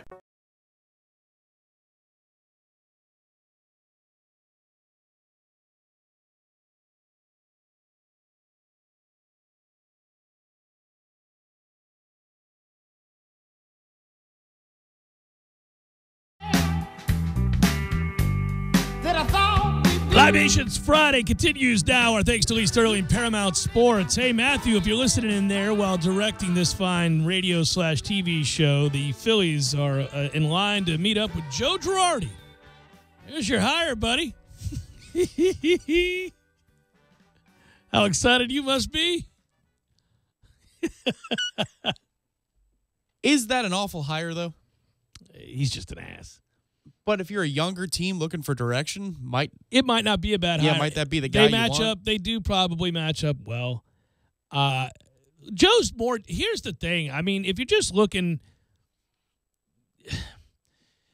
the truth of the situation in baseball these days is that the position of manager isn't all that important. I mean, that's actually the big picture discussion. Who's your manager isn't that important. In the sense of the X's and O's, if you will, of the game. I know they don't refer to it that way in baseball. Because an organization has decided whether they are buying in or not buying in to sabermetrics, to advanced metrics, right? If an organization has decided that they have bought in, then they've invested because they've brought people in who do that for them. Probably some geek from Yale who's a mathematician, which, by the way, fine, good. Everybody's got a role. Maybe even 4 or 5 guys like that. Those guys inform the manager. The manager that's hired has already been vetted as to whether or not they believe in it or don't. If the organization believes in it and they don't hire that manager. So you're going to be on the same page. Now, if a guy walks in and tells you, no, I believe in using some of it, but I don't like to use all of it, you have to find out if that's a marriage that can work. And if you're at all in question, then you don't hire him. So presumably, everybody hires a manager that sees eye to eye with the organizational viewpoint or message regarding advanced metrics. As far as in-game scenarios and making decisions as to who to go to when and who starts and why, everybody can do that. Everybody in baseball who's made it to that level understands the game enough to know when we play matchup baseball. The rest is your view of how to produce runs. So it's either an advanced metrics view or it's you're bunting guys over, which anymore is a dinosaur's way of thinking. So I don't know how much a manager means anymore other than how he fits in a clubhouse. And this is more to your viewpoint with the Phillies. Young team might need a red ass, might need a guy who is a lifer of the game, who played the game hard-nosed, who was a catcher, who believes that you approach the game a certain way, day in, day out, respect it, all of that. You're right, that might work. You got a veteran club. They don't need that every day, man. I got it. Why be so tense on a Tuesday? We got 162 of these. Get the hell off of me. So the position of manager has largely been diminished. Your GM is more important. ownership has always been more important, but your GM is more important, and a lot of the guys that are involved in all of the advanced metric stuff, they're more important too. Yeah, unless you're New York's National League club where bullpen usage is an issue with the general manager, yet the owner says the manager stays, and they... Well, you got a dysfunctional organization. Oh, buddy. Yeah, that's you read those reports, the fallout reports? I mean, that's a dysfunctional organization that has a split in philosophy from owner to GM to manager. Well, if that's the case, you can't win. Yeah, and that's what's happened. Owner's kid, who is like a president of the team, right? He and the GM are in one camp. Then there's owner, old guy with manager on the other side. Yeah. And they're both coexisting, but not on the same page. I love reading those stories. Yeah, those warm your heart. But that's any business, right? That's just a broken business model. You just don't have a chance to succeed there because the central message is not shared. Except you win the National League somehow, you know? Well, that was talent, and that was pitching, and, you threw the ball past people and missed a lot of bats until you didn't. And then... You know what's crazy is I think most people who don't, they're casual readers of, the daily reports for a sports team, and then they'll go to games, but they're not like the hyper fan, but they'll read about rumor columns saying that, okay, there's infighting between this coach and the head coach, and there's infighting between general manager and coach, and that just all sounds childish, and it sounds like it's not real. The more you get involved in sports and you talk to people, it's very real. It's real. Those things actually happen. You spend so much time together. And a lot of this stuff, we get into machismo and feelings being hurt and stuff like that, too. Some of the ridiculous things that are very difficult for men. I mean, we're idiots as guys, a lot of us. Yeah, the petty stuff, the childish stuff. Oh, well, and you get your ego bruised, and then you're an athlete, so you're tough. And, there's a lot of that stuff. But, I think, listen, these guys become like family members, and you got to have somebody that is seen as the guy that runs the show that they all respect, and then when he comes in and says this is the way things are going to be, that everybody adheres to that. And if you got one hand over here doing its thing and another one over here, and then there are guys fighting and nobody respects the manager, then you got problems. Or if the manager's told to do one thing but he believes another. Or if the owner reaches out to a player, you see this in football sometimes, and tells him, don't listen to the coach, listen to me. That you can't do that. Oh, my. That's all real. That stuff actually happens. Chain of command matters. The order in which you bring up grievances and how any CEO or any company or any manager in this case handles those situations, there has to be a streamlined, practiced way that is adhered to at all times. And everybody understands. I can't just, you can't go ahead and decide to do something willy-nilly based on your hunch or your feeling that it's the right thing to do if there's a chain of command. You got to go to your higher-up first, express your opinion or your concerns, and see if you can handle it that way.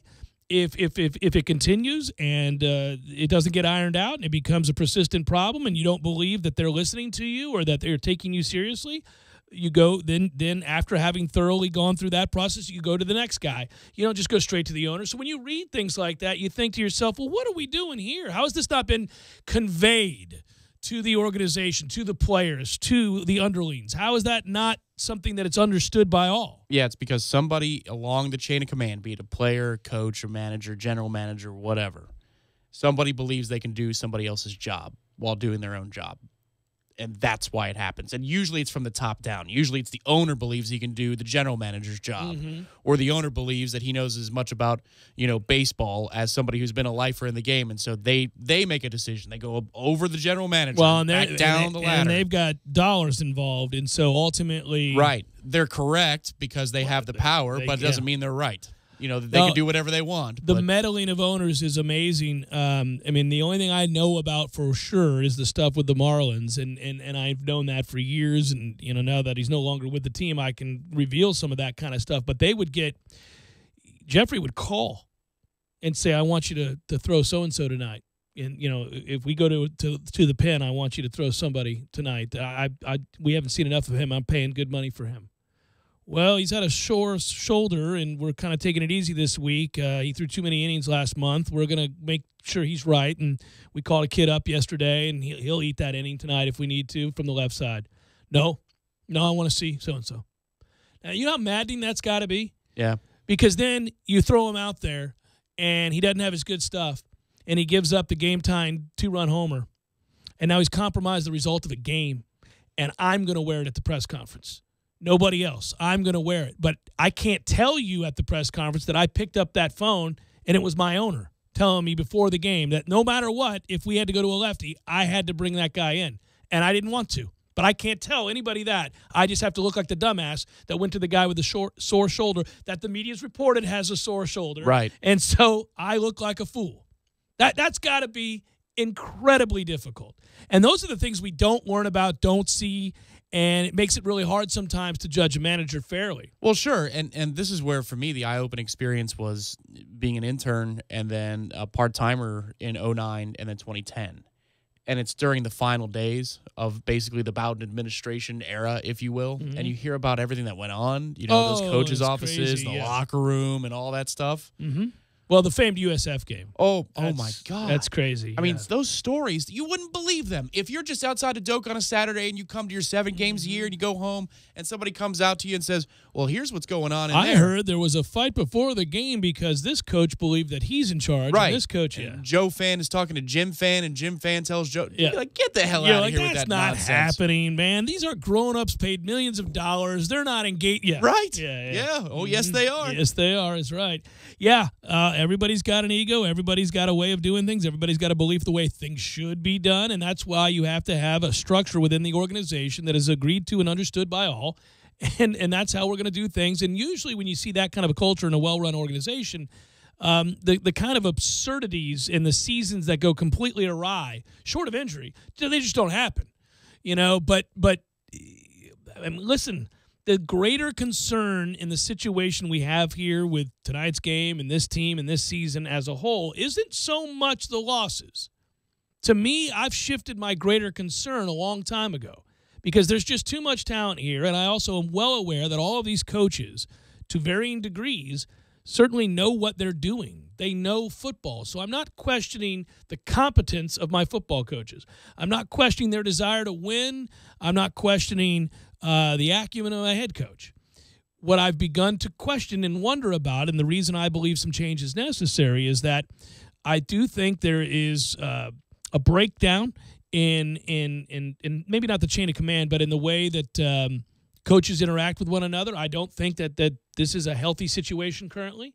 So I think we have some issues there that, listen, you can't operate that way. It provides a stressful – if every day we came to work and we were at odds with one another, we had a fundamental disagreement about how to do this radio show and how to handle anything going with the station, we would do the show because we'd be pros and we'd know that's what we're paid to do, but the show wouldn't be nearly as good. People would be able to sense it, and we'd be stressed out every night we went home. We'd drink ourselves to sleep and get up and do it again the next day. And that's just no way to operate and be at your best. Now, to what degree that situation's going on over there, I don't know, but I hear enough things to know that there are coaches that don't like each other and there are people at odds with one another, and then I watch the result on the field and I see good players and bad culture. That's what I see. So, and again, people will say, well, give me something specific. I'm not going to do that, and I don't know that I can. Again, I'm not penning a column here. I'm not writing a story in which I'm asserting certain things, and I need to have 2 sources and back it up and all of that.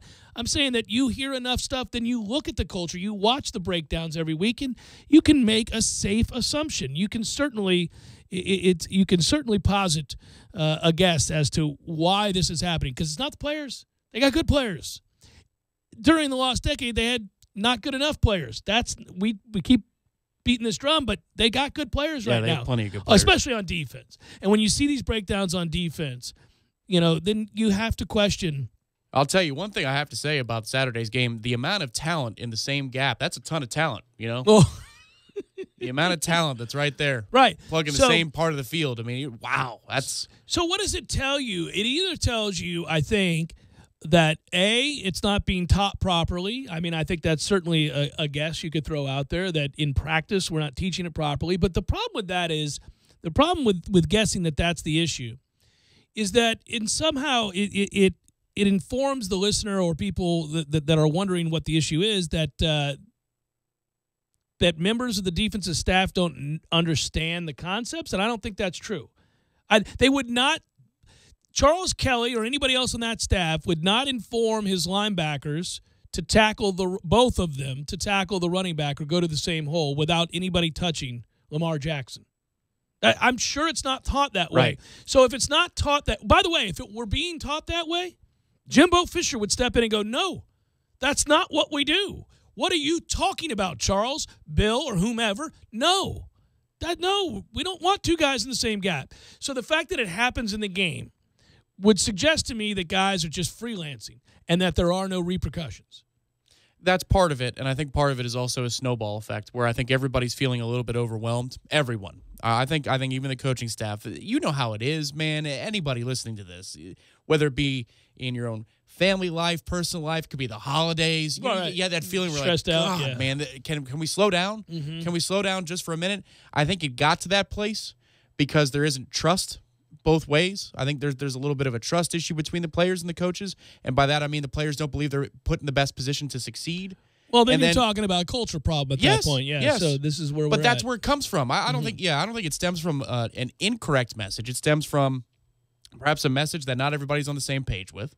You know, it's like, here's what we're going to do. Yeah. And the results bear out that it's not good enough. And the players, I think, So then at some they point start go, to freelance.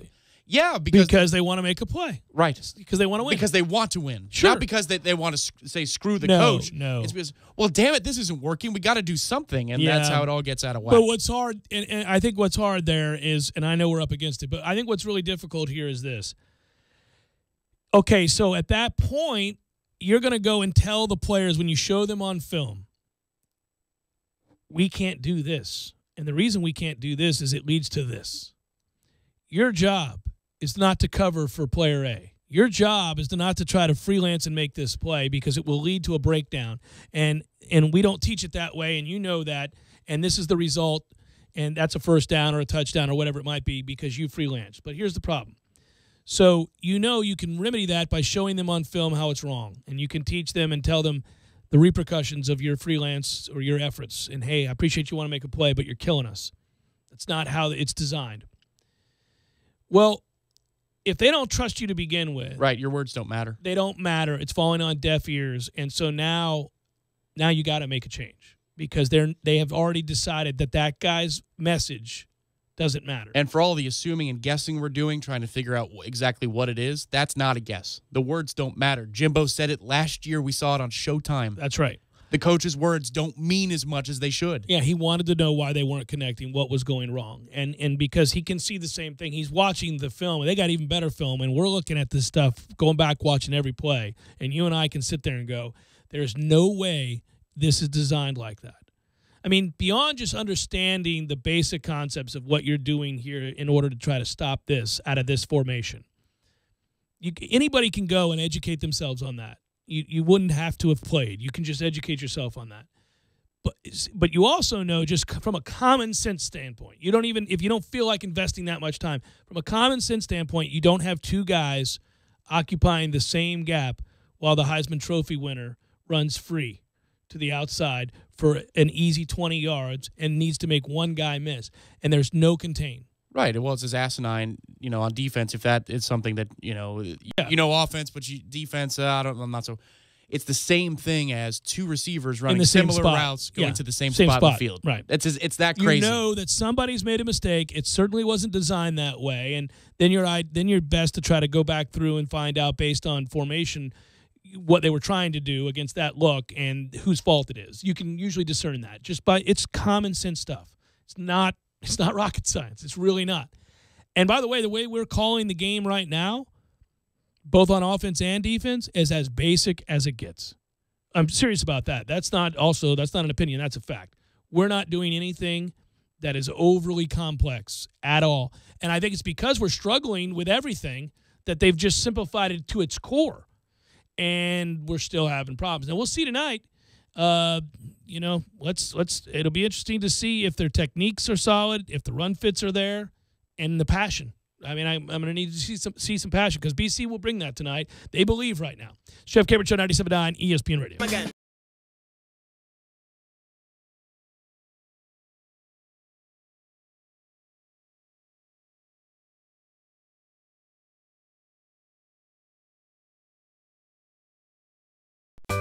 Sorry, boys, I did not have time to pack. We got this. It's right here, guys. We got this. I thought I could handle it. We got this. Moving doesn't have to be a hassle. Call us first at 2 Men and a Truck. No matter the move, home or business, we'll make it a smooth one. I forgot something. We got this. When you're in need of auto repairs, look no further than Nice Tire and Auto Service. Nice has been in business for 16 years with long-term, knowledgeable sales associates. They have the latest wheel balancing machine in the industry. And for passenger vehicles, they service AC, brakes, suspension, tune-ups, and much more. Never sit through a long wait. Nice Tire and Auto has 10 service bays to get you back on the road quickly. If you have tire problems, check out their large inventory with various Goodyear and Michelin tires. Nice Tire and Auto Service, 4792 Bluntstown Highway, 574-4100. Landowners, Mahindra's inventory clearance sale is going on now. We're reducing prices like never before on the toughest utility vehicles on earth. Like a Mahindra XTV 750S as low as $135 a month. Or get up to $3,450 in cash back and savings. Plus, Mahindra's 3-year limited powertrain warranty comes standard. I'm talking tough, like a state of mind. Tough, like a soldier on the front line. Tough when it gets rough, like my Ford truck. Always enough, I'm talking tough. Franklin Spring Creek Ford, the place to find your next truck in southern Georgia. I'm talking tough. Hey y'all, we're Chris and Preston from Low Cash. Head to Franklin Spring Creek Ford and see them about all of your vehicle needs.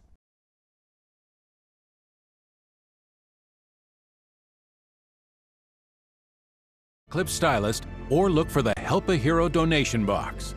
And on Veterans Day, November 11th, Sport Clips will donate $1 for every haircut. That's what we call making your cut count. My name is Jacob Dietz, United States Marine, and I'm saluting you. Sport Clips, it's good to be a guy. To learn more about the Sport Clips Help a Hero Scholarship Program, visit sportclips.com.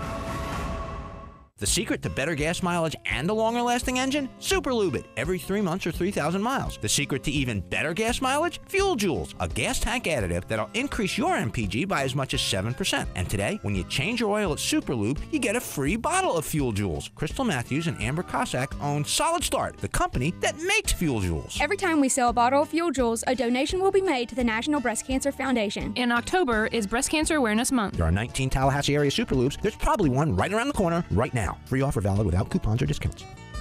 We're changing things up at Chili's. Even our song is changing. Our old song was Baby Back, Baby Back, Baby Back. It was about ribs because that was our thing. Everything's getting an update. Our new menu is totally different. We made your favorite things a lot bigger. We made our new burger half a pound. That's much bigger. And the ribs are 30% bigger. The fajitas are way bigger too. 48% actually. But that's like impossible to sing. I don't know, maybe just let me try it. The fajitas have 48% more fajitas. Oh baby, Chili's is back. Baby back, baby back. Look at that mouth. That poor, parched mouth. So dry. What'd you eat for lunch? Chalk dust? Did your mouth cannonball into a barrel of mothballs? You're being awfully quiet. Is that because your mouth feels like the business end of a Dremel saw? Is it because your mouth just wrote a haiku and all 17 syllables were dry heaves? You're so parched. You know it. I know it. The entire radio knows it. Just admit it. You want a Mountain Dew. Your mouth feels like it just inhaled the insides of a punching bag, and the only remedy is that neon green potion. Right now, your mouth could be tongue bathing in the refreshing citrus kick of Mountain Dew. Instead, it feels like you've been motorboating King Tut's sarcophagus. Show some mercy. Crack open an ice-cold Mountain Dew. You know your mouth wants you to. Do the Dew. RCD Shell has great prices on Mountain Dew Kickstart cans and Dew 20-ounce flavors like Code Red and Voltage, all just 99 cents. Stay hydrated and recharged with the energy boost you need to keep going strong with Kickstart and Code Red and Voltage, all just 99 cents at RCD Shell stores. It's been called shell shock, war neurosis, and battle fatigue. Today, we call it post-traumatic stress disorder, and it affects 1 out of every 5 warriors returning from battle in Iraq and Afghanistan. The Wounded Warrior Project offers comfort and support for warriors with PTSD and all other scars of war, whether those scars are visible or hidden. Find out how to help, because for Warriors, the greatest casualty is being forgotten. Please visit woundedwarriorproject.org.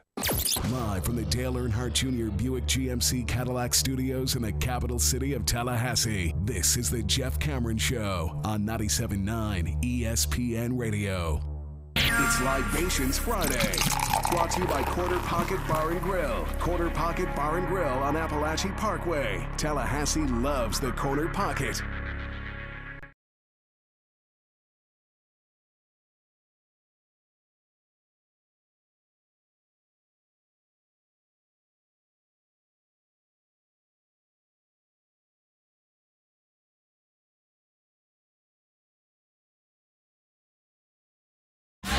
Jeff Cameron Show, 97.9 ESPN Radio. So, 40-0 last night. I'm glad I didn't watch the game, but I'll tell you what I did watch. The hit that everybody is freaking out about. I'm done with it. You guys are used to this opinion. I'm going to give it to you again. It's not a cheap shot. I don't think I'd even flagged him. But they do, and then they make it sound as if it was headhunting, and I'm talking about Kiko Alonso taking out Joe Flacco, who slid way too late. Alonso's already started, is already engaged, has already lunged, and the hit point changes from what would have been his waist to the middle of his chest to his head when he slides. We're playing football, man, and I get it. And a lot of the stuff in the pocket, I'm for. The stuff where, for years we allowed players to tee off on quarterbacks with nonsensical, unsafe hits, where we said you could take 2.5 steps and unload when guys could easily lay up. And they would drive guys into the ground, and they would launch, and they would just go for the kill shot, and you got to get rid of that. It's just not, well, it's not even manly. The guy's throwing the ball. He's standing there. There's nothing he can do to defend himself. These kinds of plays where quarterbacks scramble, and they're big quarterbacks too. Flacco's a big dude. He's in a dead sprint trying to get a first down. I'm coming up to hit him to keep him from getting that first down. We are both flying. I'm a big, strong man. You're a big, strong man. I don't know in that moment on third down if you're going to go for that first down. I got to make a play. And I am not targeting your head, but I am going to try to stick you. And if I decide that the hit point here, and I've factored in rapid fire, I might add, that here's my angle, he can't outrun me if I go here, and I'm looking at center mass to lay you out, I am trying to bruise some ribs or whatever I'm trying to do. I want you to know I'm here. Let's just put it that way. And you slide, this is what happens. This can happen. And I think it's a football play and not a malicious play. I think it's an unfortunate situation that both probably would admit. I don't know how Flacco feels. I don't know if he knows where he is. But, you heard Kiko after the game say, I'm sorry he got hurt. I didn't mean to do that. I don't think it was cheap. I was just trying to get him to the ground. He was going for a first down. I was trying to get, I believe that's true. I say all the time on this show that we've gotten so over the top with the idea of protecting quarterbacks, protecting players in general. We do it with receivers especially too, that we forget it's a vicious game. It involves a lot of big, strong, fast guys laying the lumber and delivering punishment and laying their bodies on the line. And sometimes, and the reason they wear helmets, their heads hit. And in this case, no heads hit at all. It's his shoulder. He even moves his head out of the way. No helmet. There's no helmet hit whatsoever. The only thing I'd say maybe is that the shoulder appears to dip down a little bit lower, but I largely agree with you that because the situation matters. It's 3rd and 10. Yeah. It's 3rd and 10. I'm trying to, yes. He's gunning it. It's not a half-hearted. He's hauling ass. He's not galloping. It's the fastest I've ever seen him run. Yes, yeah. I'm serious about that. It's the fastest I've ever seen him run. Yeah, he's chugging forward. And, the difference here, too, they could clean up the rule. We talked about this last year.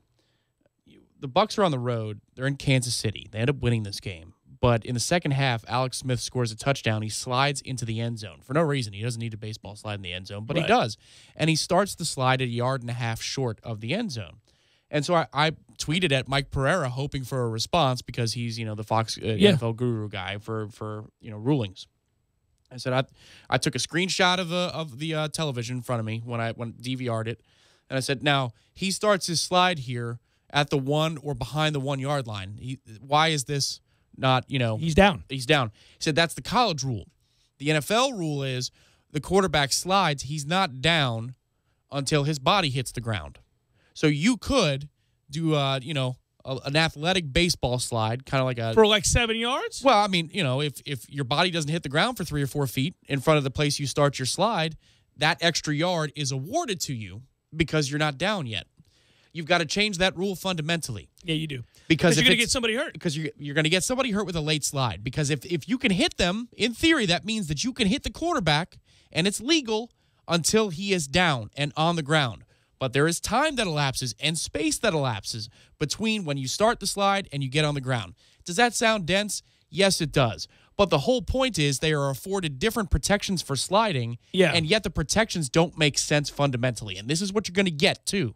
I think, too, we've gotten to a place where we're so conditioned to see those flags and to protect players at all costs that anything that's violent is flagged and deemed to be egregious. When you go back and watch things in super slow motion, oftentimes you'll find what you want to find. Malicious intent, any number of things. But when you watch it in full speed and you think about the milliseconds at play here, that's where I get into these arguments all the time about guys aren't trying to target people. You don't have time to target people. You don't have time to think it through and decide you're going to hurt somebody. You don't. Now, sometimes there's poor technique, and sometimes, certainly you can say that this guy has a bad habit of launching. Those are penalties, and I'm for those penalties. He doesn't launch. He leads with the shoulder. He's trying to stick him because, as you said, it's 3rd and 10, and he's right at the line. If you look where the yellow line is, where, the fictitious yellow line is, where the first down mark, he's right there. Well, he thinks he's going to get it and or score until he sees Kiko at the last second. And then realizes, I'm not going to get there. Oh, bleep. Oh, that's exactly what that slide is. That is an blank slide. I've got it. I don't, and he's big. I'm going to get hurt. Because if he lowers his shoulder, it's dislocated. He's going to get blown up. I mean, the big man is coming for your ass. That's the risk you're taking when you decide to scramble as a quarterback. I'm going to make a go of it. All right, well, and you know what? You better get there or be prepared for the consequences. In many ways, he almost would have been better off lowering his shoulder and jumping face first, kind of away from Alonzo and reaching the ball out. Or just, keep running. Yeah, you would have gotten trucked, or delivered the blow. But it's different. Yeah, it's a glancing blow rather than a direct shot. Yeah, and I woke up this morning and it was all over SportsCenter and it was all over the NFL Network and it was the first thing I saw on the ticker with the line. I thought, all right, let's go back and watch the play so that I can talk about this in an educated way. And so there it was, second quarter, 3 minutes left in the half, by the way. So it's still, at this point, it's still a game. It's just 13-0. I mean, Dolphins are still in this thing, hence the reason he's coming up to try to make a play. And I just don't see it. I never do anymore. I never do. I mean, there are very rare circumstances where I go, oh, that's bad. That's cheap. He's intending to hurt somebody. There's intent there. I rarely, if ever, see that. I'll tell you, the dirtiest play I've seen in the last 3 or 4 weeks is Robert Ayers diving at Tom Brady's feet on a Thursday night. Do you think he intended to do that? Yes, I do. Well, I'm not so certain, but fine. I mean, But I'm more sensitive to that kind of stuff. By the way, that's a rule. You're not allowed to hit. Of course you're not. Why didn't they call that? I don't know. Because that was a penalty. I don't think he meant to do it, but even if we just agree to disagree on that, I do think it was a penalty. I'm more sensitive to that. Well, somebody with a planted foot. Yeah, right. Which is he can't see you. And the crazy thing about the rules there is they didn't really start that strike zone thing until what? Brady got hurt in Kansas City? Oh, yeah, and that was because the guy was lunging at the knee right at the air. Yeah. But we've afforded those protections to kickers and punters forever and a day. And you're both, because you're vulnerable. You're vulnerable. You're trying to complete a different motion that's not of running the football. Listen, I like how they've cleaned up a lot of things in football within the pocket. I think there are unnecessary hits that have been doled out to receivers for years. We've gotten carried away with defenseless, man. They call everybody defenseless. No, the Buffalo penalty this weekend was a bleeping joke, Yeah, it's a joke. He's not defenseless. He turns. I mean, he's able-bodied. And he ducks his head. Yeah. No. We got to lessen this stuff, and we also got to just stop in the college game. We got to stop throwing people out of games for this nonsense. Get rid of that rule. Stop throwing people out of football games, and especially because it leads to suspension the following week. It's nonsense. You want to call a 15-yard penalty and a personal foul and then warn, you get one more, you're done, fine. Do that. Well, how bass-backwards is the rule? It's the NC State example. It's that Pugh gets thrown out of the game. It was Which Pugh, is right? crazy. He tips a ball. He's trying to bat a pass, and he follows through and hits his head. They throw him out of the game. Right, but it's not a 15-yard penalty because it was buzzed down for review. So you can't assess the 15 yards in that circumstance, but you sure as hell can throw the kid out of the game for hitting a quarterback with his forearm into the quarterback's helmet. Think about the name of that rule. It's targeting. So a forearm hits a head, and that is targeting? By the way, I don't know. I got to go back and look. The officials don't throw the flag in the game with the Dolphins. I don't think they do. The trail official does. The guy that comes running up only throws a flag after the lineman for the Ravens hits Kiko Alonso in the face. As I saw it, maybe I see the timing wrong because I'm fixated on the death of Joe Flacco. But it's the trail official, so he's on the left of the television screen. Well, his hat is off and the flag is down. Yeah. Well, and then I would have been Kiko shocked. runs right up to him. Right, I would have been shocked if they didn't call it. I mean, I don't think it's a penalty, but okay. Is it fair to say this? I think it is. Listen, Kiko did what he needed to do there, and it's not a James Harrison. I'm gonna look at your helmet, duck down, and kill you. And then the Ravens did what they're supposed to do. Yeah, start a protect the guy. fight. Yeah, sure. Yes, you need to start a fight in that circumstance. No, 66 did what he was supposed to do. Exactly right. No, he did exactly what he's supposed to do. I could watch this play 100 times. I got it on loop right now. Kiko's coming up to do what you're supposed to do on defense. He is about to unload, and he slides late. I've already got you watch Kiko here. He's fixated on his number. He's going here, and then when the slide happens, his head goes right to where the 5 would have been. And it's not even helmet to helmet. No helmets touch on the play. Not even close. It's his shoulder straight into his head. I'm sorry. I just, again, I hate things that affect the integrity of the game. Yeah. You know what's interesting is Herm Edwards said today, in that circumstance with the quarterback, you're taught to go for his upper chest to his head. Because if they slide, you'll miss him. You'll miss him. Mm-hmm. I found that interesting. That's how they coach it. He didn't miss him. No, he didn't. He went for the waist. He went for the waist to the ribs. And he got the head and the neck and tore up the ear. And, Final hour, forthcoming. Stay with Jeff Cameron Show, 97.9 ESPN Radio.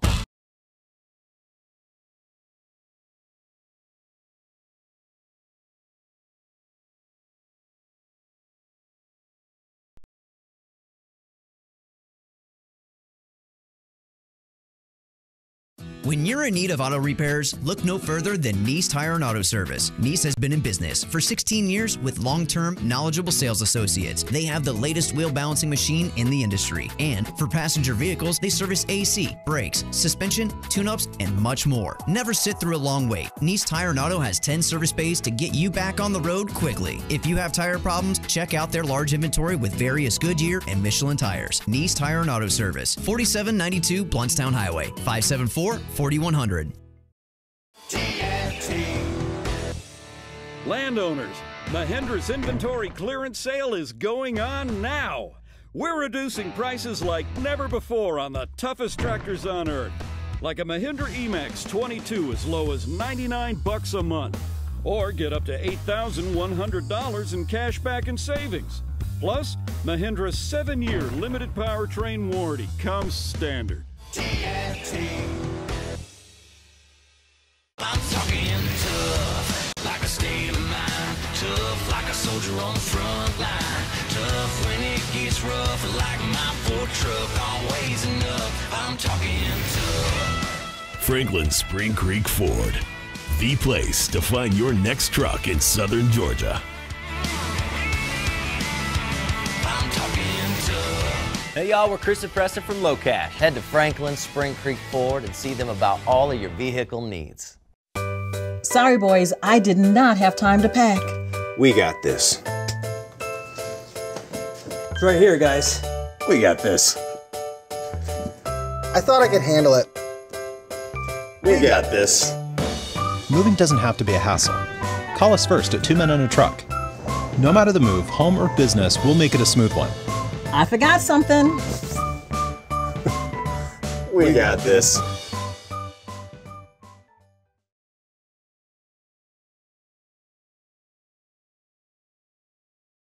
It's that easy. What's the catch? There are no catches, hidden fees, or gimmicks. Kraft Nissan provides the product as an added value to our customers for doing business with us. So when you're ready to buy from Kraft Nissan, the home of our original and the only real lifetime warranty at no charge. Kraft Nissan on Mahan Drive between Academy Sports and Costco. The big game is almost here, but you can't afford to go because ticket prices are through the roof. Don't worry, we got your back. Anytix.com offers you the lowest price tickets, guaranteed. Anytix.com doesn't mark up tickets. Anytix.com has zero. That's right, no buyer, seller, or service fees. For a small monthly fee of $9.99, you get access to all their wholesale tickets. Go to Anytix.com today. That's Anytix, T-I-X-X. Enter the coupon code ESPN Tally and get 20% off your subscription. Anytix.com, changing the way you buy tickets. Beef O'Brady's 2 for $20. The only hard part is choosing. First, pick a starter to share. Then pick 2 entrees like grilled shrimp and a steak bowl. All for $20. Beef O'Brady's, where 2 for $20 gets you plenty. Hey, Fido! Yes, bud? Hey, have you heard about that Hair of the Dog sports bar? Yeah, it's all everyone's been barking about. It's Midtown's #1 sports bar with over 50 TVs, burgers, loaded nachos and wings, and a massive bar. Plus, Hair of the Dog is human-friendly, but you gotta keep them on a leash. Sounds like a great place to watch those human teams play catch. You mean football? Hair of the Dog sports bar, Midtown, North Monroe behind Brugger's. Best drink prices and juiciest burgers in town. Sexy French poodles welcome.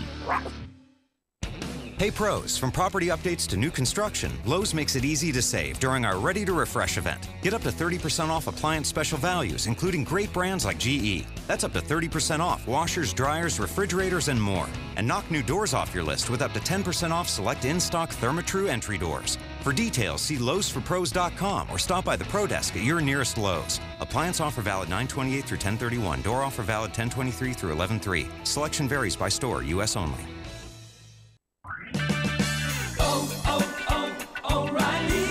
Clean motor oil keeps your engine running at peak performance. Right now at O'Reilly Auto Parts, save on your next oil change when you purchase 5 quarts of Pennzoil high mileage motor oil and a MicroGuard filter for the price of Pennzoil conventional, just $24.99. Save big with Pennzoil oil at O'Reilly Auto Parts. Better parts, better prices every day. Limits apply. See store for details. O'Reilly Auto Parts. Hey, handsome, what's happening? I'm ready for a beer, my man. How are you? I am fantastic. This weather is beautiful. Perfect, and I have a question for you. Snow cone or candy apple? Ooh, both are sticky. Both are tasty. Candy apple. No, that's the wrong answer. Halloween or Thanksgiving? Ooh, one is sweet and the other one's savory. I'm going Thanksgiving. Again, 16 Candles or Back to the Future? Oh, my goodness. John Hughes or what's that boy's name? Marty McFly? I'm going 16 Candles. Papa Grande with a Gordo smash. And by the way, I want that. Or a mountain of delicious croquetas, also with a Gordo smash. Trick question. Either way, you're not going to lose. Exactamundo, my brother. Gordo's, bringing the flavor and flair of Cuban food to Tallahassee since 1996. Broadcasting live from the Dale Earnhardt Jr. Buick GMC Cadillac Studios. This is 97.9 ESPN Radio, WTSM, Woodville, Thomasville, Tallahassee. Tallahassee Sports Center. I'm Tom Lang. A win in Chestnut Hill, is it forthcoming tonight? If it happens for Florida State, it would push the Noles to 3-4 on the season and back to 3-3 in ACC play. 8 p.m. is the kickoff time, and the network is ESPN Television. Tonight on 97.9 ESPN Radio, high school football starts at 7 p.m. as Childs takes on Leon. Coverage of ESPN Radio's broadcast of the World Series Game 3 will begin in progress at the conclusion of tonight's high school football game. The Dolphins got bad news last night on Thursday Night Football as they were dismantled by the Baltimore Ravens 40-0. The Tampa Bay Buccaneers got some bad news today as they found out they'll be without both starting corners for Sunday's matchup against the Carolina Panthers. College football on Saturday. Get to a place with a lot of televisions if you don't have a lot of devices yourself. The 3:30 slate: Penn State, Ohio State, Georgia, Florida, TCU, Iowa State, NC State, Notre Dame. Live from the Dale Earnhardt Jr. Buick GMC Cadillac Studios in the capital city of Tallahassee, this is the Jeff Cameron Show on 97.9 ESPN Radio. It's Libations Friday, brought to you by Corner Pocket Bar and Grill. Corner Pocket Bar and Grill on Appalachia Parkway. Tallahassee loves the Corner Pocket.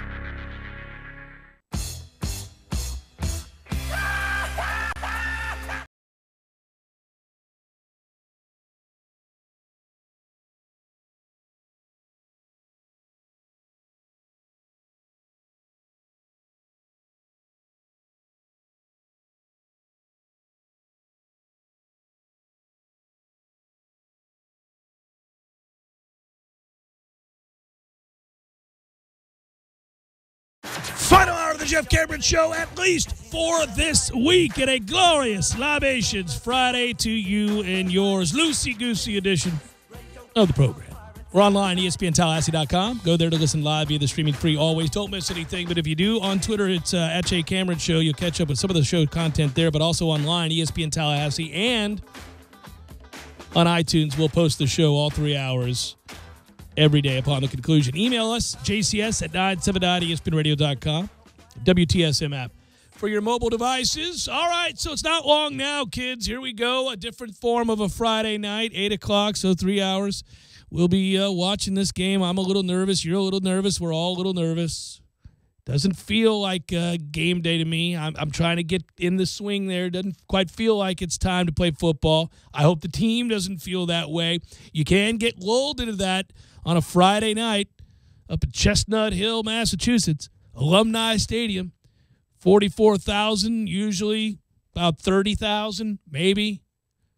Yeah, that's about right. Plus the drum line on the PA system. I was looking on. And the right. Yeah. Hopefully not too much of that tonight. It's not cawing actually because it's an eagle. There was very little of that. Not a crow. The eagle screech or scream. Yeah. There was very little of that. When First we were year there. I went up there, it was annoying as hell. Yeah. Oof. Yeah. 2 years ago there was not. They just score a point. They didn't get first down. So it's like the kickoff for the game, kickoff for the second half. Yeah, and then there was that kind of sounds like your bore. Yeah.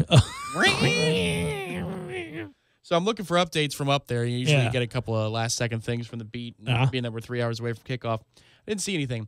But what I did see instead was that Southwest Airlines is going to be offering in-air concerts. They're doing musical concerts on flights. That's fantastic.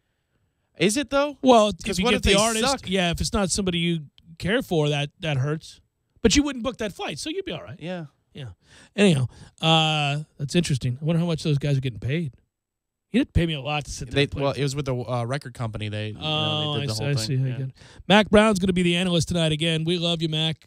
Well, we do. Later in the show. Yeah, we'll have to. Yeah, pull that sucker out. He worked the game 2 years ago. Adam is going to do it again. Adam Amin getting used. He's like the Florida State guy. Yeah. For all the soon we'll be playing on Wednesdays. Adam and Mac will have the call then too. Yeah. Used to be the Brent Musburger or Chris Fowler. Would be the Florida State guy. Not so much anymore these days. Over under 110 yards for Cam Akers on the ground this evening against Boston College. Over, and that might be 3.5, 4 yards a carry. I mean, really, he's going to be the featured back, right? Yeah. Florida State is all-time 19-11 with fewer than 7 days between games. That's a terrible record.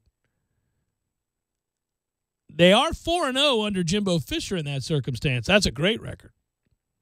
3 of the 4 short week matchups for FSU under Coach Fisher have come against Boston College. That's right. So they're not always pretty. This is what the score. These what the scores have been: 38-7 at Boston College, November 11th. Get you beat down. That was a short week Thursday. That was Saturday to Thursday. Yep. Mm-hmm. No, these are all the short week games. These are all the short week games. Every short week game we've ever played. Yeah. No, well, to reiterate, indeed. Well, that was the first one where we go, what the hell? Player safety. Yeah. And then we played them 2015, 14-0. You and I were in attendance. I've never had to pee worse in my life. Oh, yeah.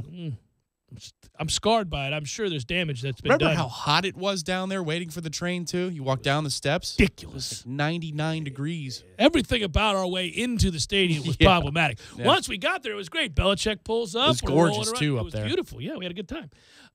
Charleston Southern, we won 52-8. That'll happen. And then 2016, 45-7 on a short week, beat Boston College. Silly.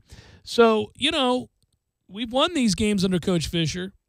This seems to be the most in doubt that we've been under Fisher with a short week against BC. I do think this is the first time that I've had legitimate concerns. Yeah, usually it's Thursday night football gods talk. And you're like, well, come on, man. What are we doing here? If you can't win this game against this team. But where's everybody's head at? Where's the morale? You said it's Lee Sterling. Morale is low, Lee. Don't know that we can trust these guys. Well, and I believe that's true. I think it is. That's my biggest concern about tonight. Do they want to be there? Yeah, well, and it's not for a lack of heart up to this point. No, they've played hard, but they're injury-riddled. They're not getting results. At some point, the losses begin to mount. That last loss against Louisville, I think the most damaging to the psyche. You're in a position to win the game. The fumble occurs, and, listen, I think, too, one of the problems, okay, so you lose 20, whatever we lost to Alabama. What was the 24-7. 24-7. So you lose 24-7 to Alabama, but there are things you could point to and feel good about. And you thought at that point the defense was going to go on and carry the year. And listen, I was devastated about the loss of Francois in that game. But Jimbo talked up James Blackman almost immediately. We had gotten a glimpse of him in practice, in that open practice, and knew he could really spin it. There was enough talent there. You thought you could run the football, rely on your defense to win some games. You'll be all right. Then you lose. Obviously, then we had the whole hurricane situation happen. The NC State loss hurts because you're in it. You have a chance to win it. You don't make enough plays. But NC State, you find out later on, is a really good team. So, okay, I'll live with that. Not happy about it. But, with Francois, we'd probably win that game. So, okay, that's what you're saying to yourself. And then your Miami loss comes down to the wire. You should have won that game. You're in a position to actually stretch the lead to a couple of scores at halftime. If you get to that place, you win it. But those are all three good teams. And you could rationalize losing those games. You're mad about it, but you've had a lot of things that befell the program this year that you go, okay, that's not Louisville, man. Louisville is ready to lay down, and they're not very good. They got one guy. And that team's terrible on defense, and you don't really put up enough offensive points. So now you're coming back and looking at this offense, and you turn the football over, and you still can win the game. And so that one kills the psyche more than all of them, and it's tough to stomach when you just, visually when you see on a piece of paper Florida State 2-4, you go, well, that's appalling. But when you do the game by game, you go, well, okay, all right. Until that, you think about the Louisville game, and now I do worry about them. And they had another injury. Well, we don't feel great about ourselves right now. How could you? They're going to be happy when the game's kicking off because then the noise is gone for at least 3 hours. But BC feels great about itself. That's the thing. It's they're starting to believe in something greater than right. Yeah. Momentum matters, and if momentum at kickoff is such that's real, and I think it is in college more than it is in the pros. The NFL is such a week-to-week league. You can take momentum right back by saying we're bigger, we're stronger, we're faster, and we're actually in the places we need to be on the field. So we'll take that punt. Thank you very much. 1st and 10 at the 42-yard line. Here we go. We're going to go down and score. You can take it away from them, or BC can get up 7 to 10 points, feeling great about itself, having scored 40 points the last 2 weeks. And where's your head at then? It's important to see how we start. We'll get some indicators early, I think, about how we feel. It's the whole game, man. Florida State all-time in the series, 11-4. 6-2 in Chestnut Hill. If you must know, in 1957, we lost to them 20-7. In 1976, I was 5. Tom would wait to be born for another 10 years, and young Matthew wasn't even close to being born. Florida State won 28-9. By the way, that year, Boston College was number 13 in the country, and we were unranked. How about that? Get you some of that, BC. In 1980, Florida State 41, Boston College 7. In 2005, in the first of the games I can remember, Florida State 28-17.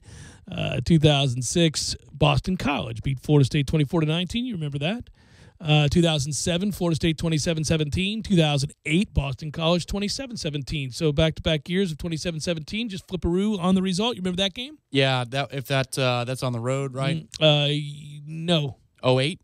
08 was that was where they ran the zone read and ended the game. Yeah, the kid was like 10 feet tall and terrible. Oh, my God. That was a cold day at Doak. I remember that. Yeah, it's heartbreaking. That's where my buddy Chris spiked the water bottle, and it ricocheted like it did off of the brim of his cap in the World Series, and it hit a lady in the back. Yeah. Yeah, it was a plastic bottle. Yeah. All right. So anyhow, let's hope the recent success for BC ends tonight and Florida State cares to play. It's the whole kit and caboodle, buddy. Oh, man, I should just leave it alone and let Bob Dylan sing. Oh.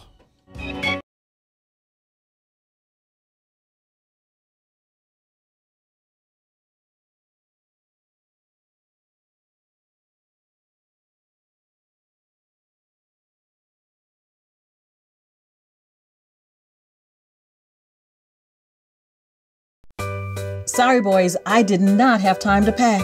We got this. It's right here, guys.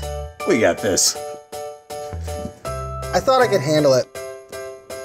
We got this. Moving doesn't have to be a hassle.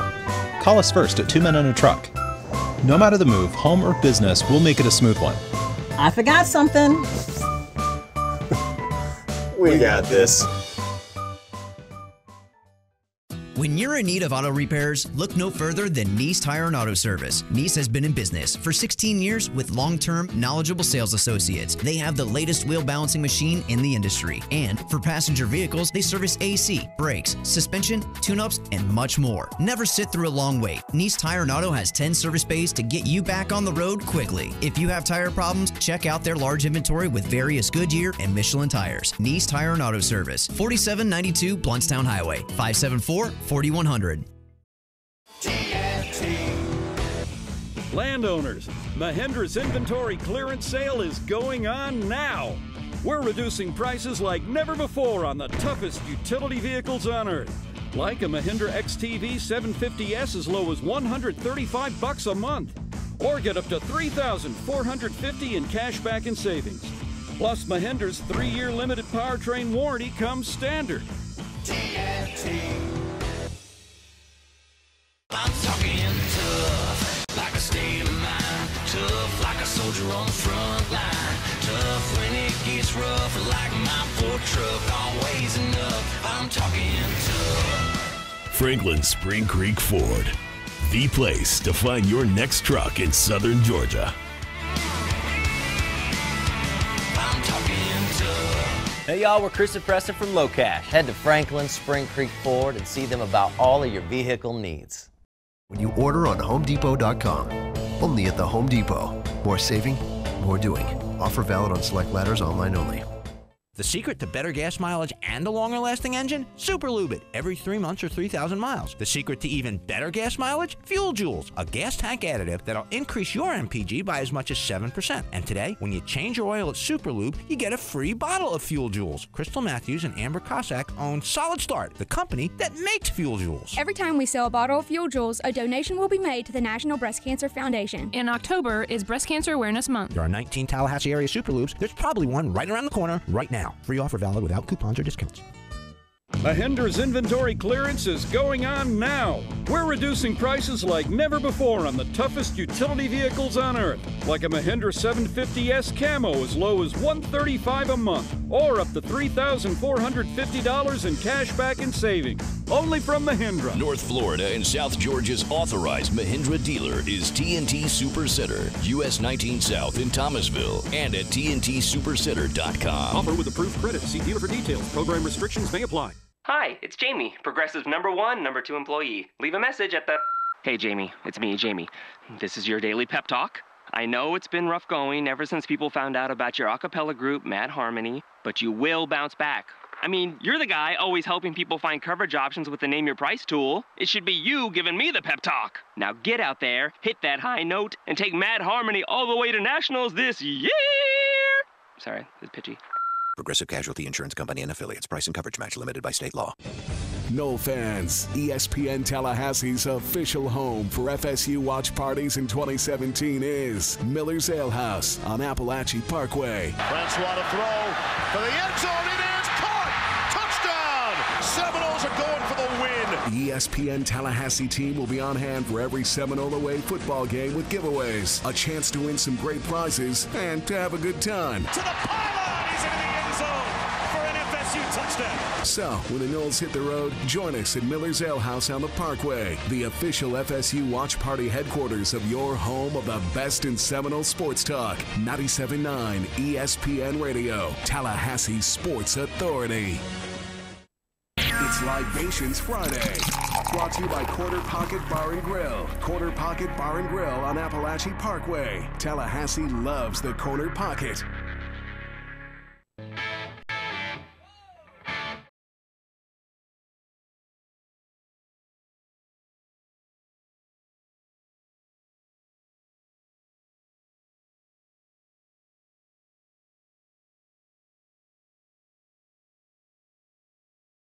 Libations Friday edition. Cruising towards the game tonight. Any better feeling, Tom, before we get to these picks? No. It's kind of uneasy. I think it's going to be an uneasy flipping to the channel, right? I think so, too. 4:03. You're like, come on, guys. Maybe play hard tonight. Care? We'll see. That music indicates it's time for me to make the picks with Mother. And so it is. You can cue that up, too, before we welcome in Mama. And now for another edition of the Family Pick. Nick. Go to your room! Mana, the meatloaf! Take it away, Jeffrey. Well, Mama, this went from even to lopsided in a hurry. I'm now up 5. Swept you last week. Sadly, one of those games was the Bills over the Bucks that I had, and I didn't deserve to win that game, but I did win it. And then last night, inexplicably, you had the Dolphins. I know. I don't know. Every once in a while, I just sort of lose my mind on a pick, but I will say that, I just really didn't know who to pick in that game, and so I just thought the Dolphins seemed to be doing better and seemed to be real and cohesive and everything, and I thought, well, maybe they'll do it, but I don't know. Then the Ravens, you never know from one week to the next. Now, what's his name, Flacco got hurt last night, so I don't know, but of course the guy that came in was okay. None of them are any good. Don't worry about these two teams moving forward. Just know. When in doubt, you can flip a coin, but they're not very good. So. I know. Well, my flip was wrong last night. That's for sure. I mean, I didn't really know who would win, but I didn't think one team would win like 40-0.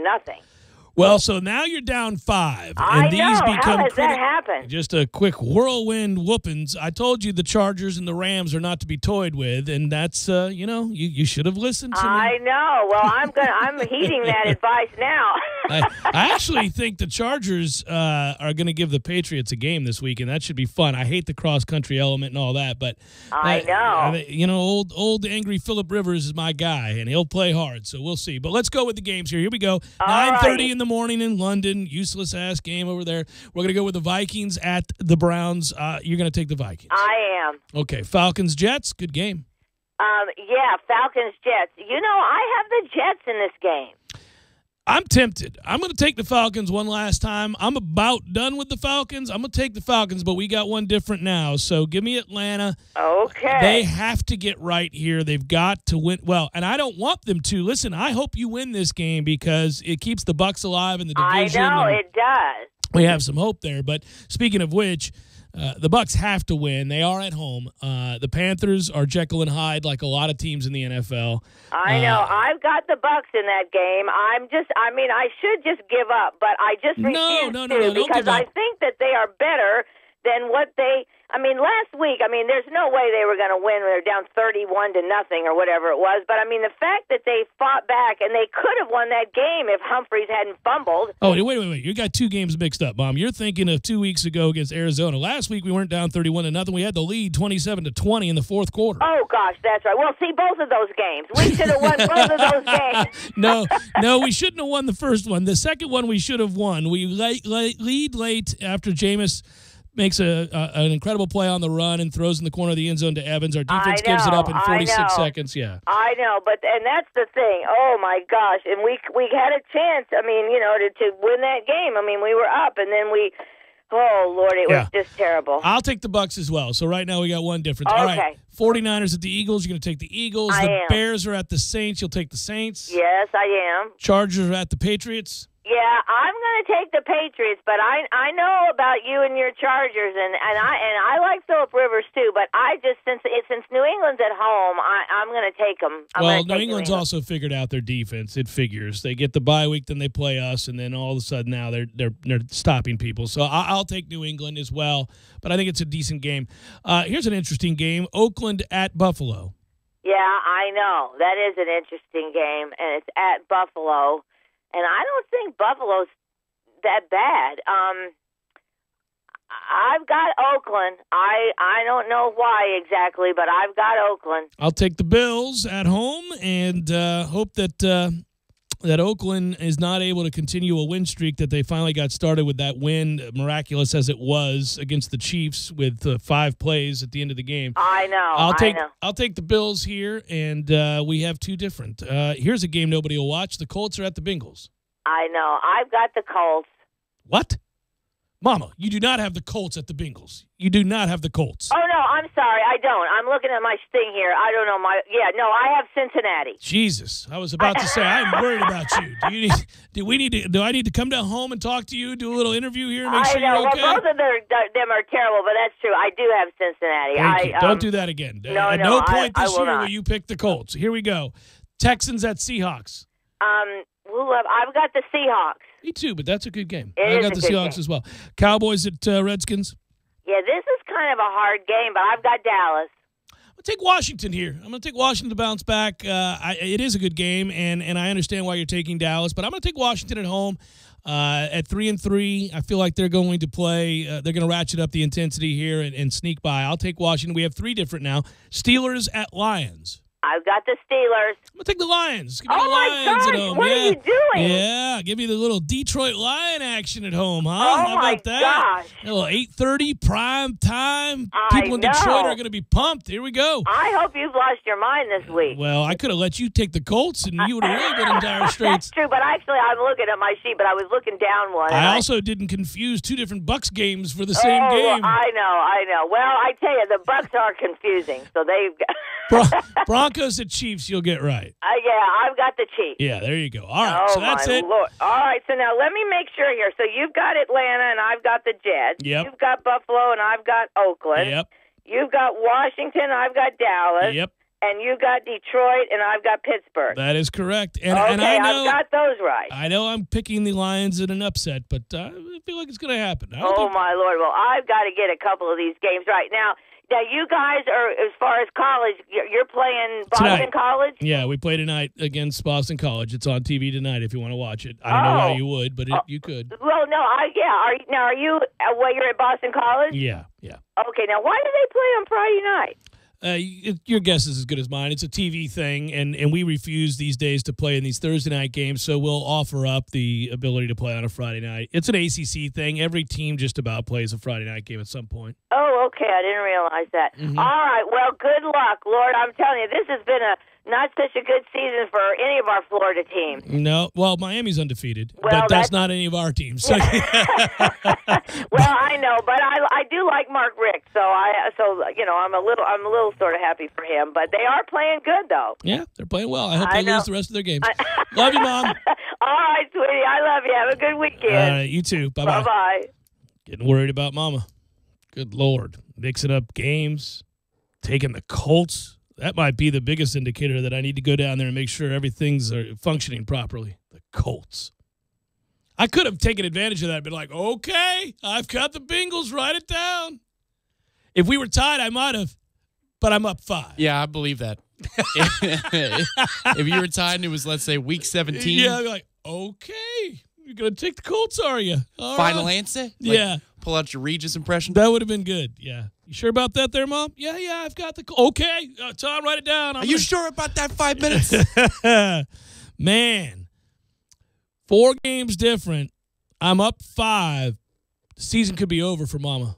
If this goes lopsided, it won't because it's the NFL. But if I go 3-1 here, deep trouble.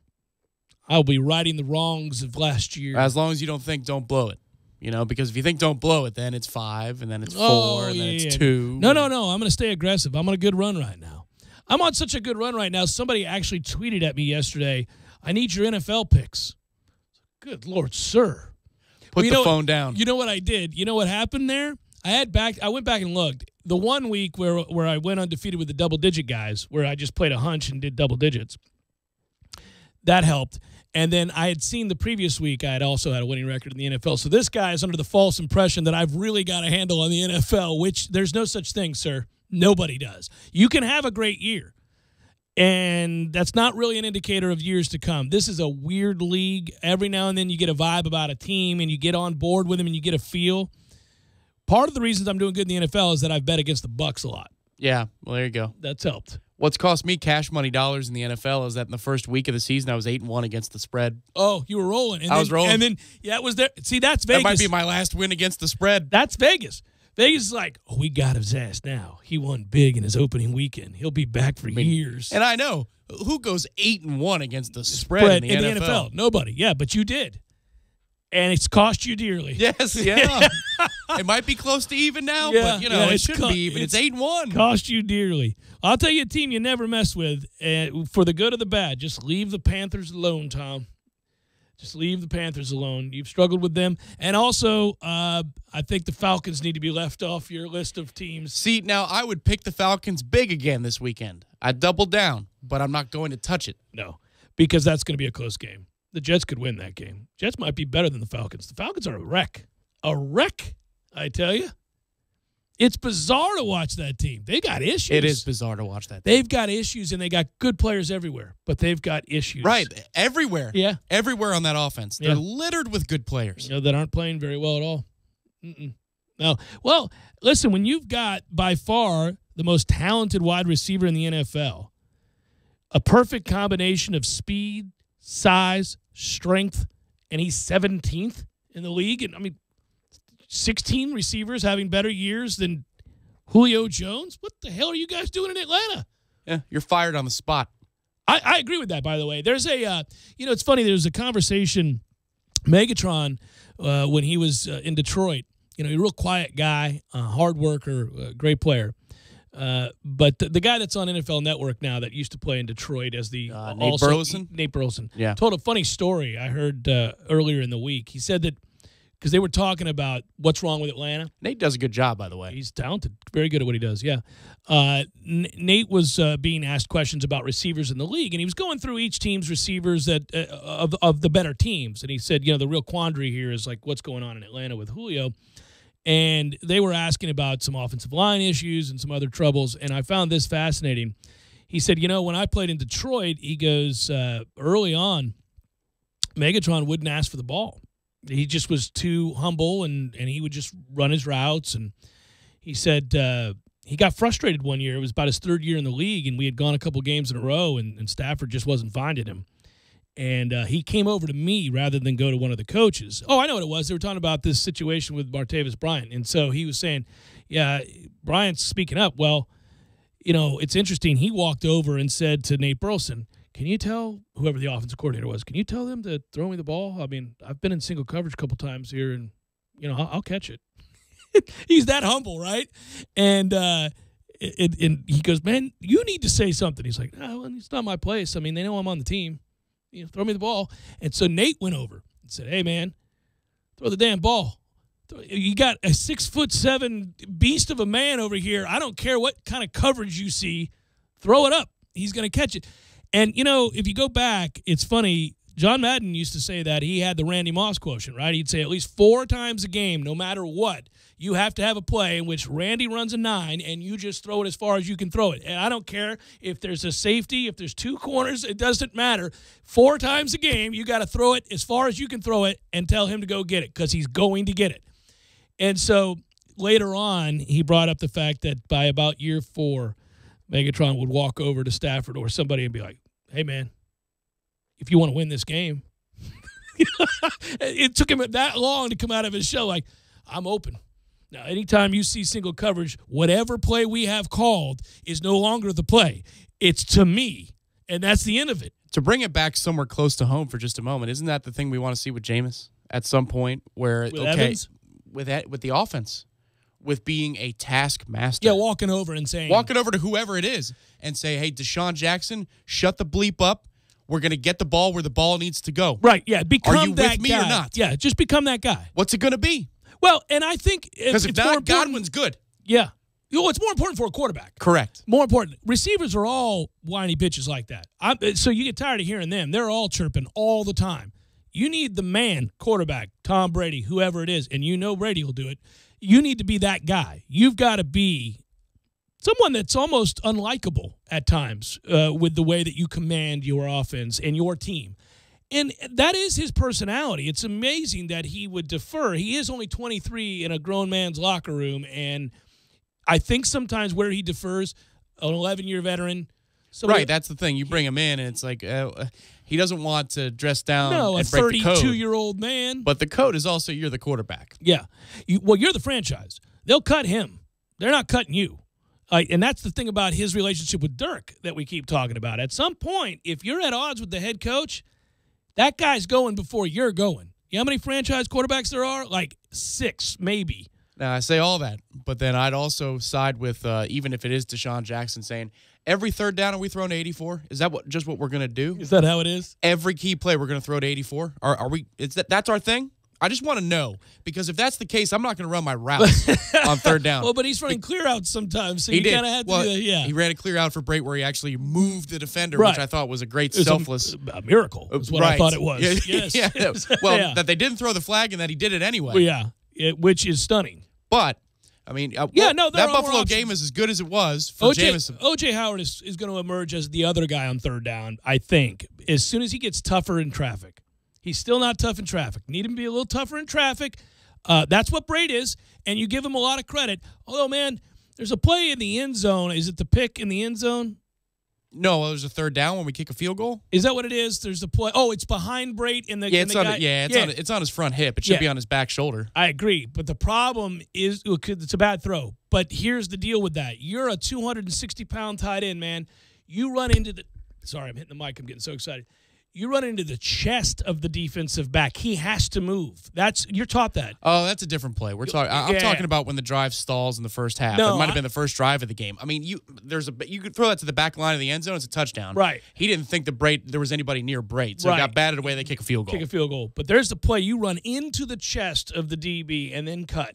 He has to either interfere with you and hold you up, or he's going to get run over because you're a big man and he's a DB. They may call offensive pass interference. Make them. You can't do this rounded off nonsense that I see some guys do at tight end. And listen, Brate's emerged into a nice player, but when you're that size, man, you push the issue here. He's a nice player. It's just, man, you could bank on it. I mean, even the Giants play. Think about the key play against the Giants. He split out wide and we're throwing. Okay, this is just what we do. But the thing is, the dude led the league in touchdowns last year, and he makes tough. Now, except for the game where he wouldn't catch the ball against New England when I was getting so mad. I'm like, it's right there. I'm going to need you to catch the ball, dude. Yeah. I mean, he catches the ball in way worse conditions where he's being bracketed and getting hammered. Yes. He was killed in Minnesota. Yeah. What drives me nuts is the two that he drops in the middle of the field against New England. It's good coverage, but he's on his hip. He's not on his back or his chest. I mean, it's there. Catch the ball. I thought he was dead in Minnesota when he caught that ball. His head gets bent on back. the third play, he rose again. Yeah. He's a tough kid, man. Tough kid. I like him. And they have an amazing rapport. And now you're working in the rapport with O.J. Howard. Listen, I think this offense is on the cusp of taking off. May not this week, and Carolina's got a good defense, but it's on the cusp of taking off. If you get anything out of Doug Martin, anything, they're going to be good on offense. Well, I like to stop facing top 5, top 7 rush defenses well, that's every true. freaking weekend with an offensive line that's... After this week, you get your break there. Yeah, finally. Yeah, but I would say, again, you get something out of him. You've got a dual threat tight end situation developing. You got speed to stretch the field. He's starting to get a relationship with Deshaun. So, and I like that we're using him underneath to let him use his wheels and get get him involved. Get him involved. And because it puts pressure on the defense to make a tackle. And also, then later in the game, even though it's called back, you hit the 60-yard bomb on a perfect throw. I don't think that's a coincidence. I do not think that's a coincidence that you're getting him involved earlier in the game and then bam. Well, the other thing. You know why? Because Jameis doesn't feel like he has to get him the ball.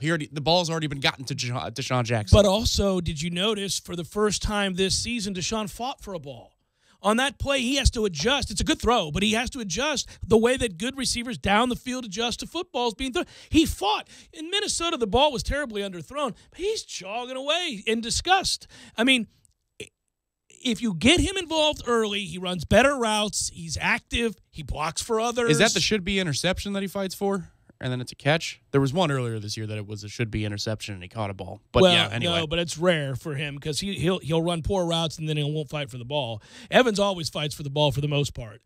Evans fight, yeah. Evans will fight for the ball. Evans and Jameis they're good. They got it. There's some patico. They got a good thing going. But this offense is going to be fine. It's the defense that All right, I'm not worried about the NFL right now. I'm worried about what's about to take place here. We'll come back and are guys going to be dudes? Well, this is my great fear is you're tackling a big back and you got to want to. I can't know that. I'm not in that locker room. I don't know.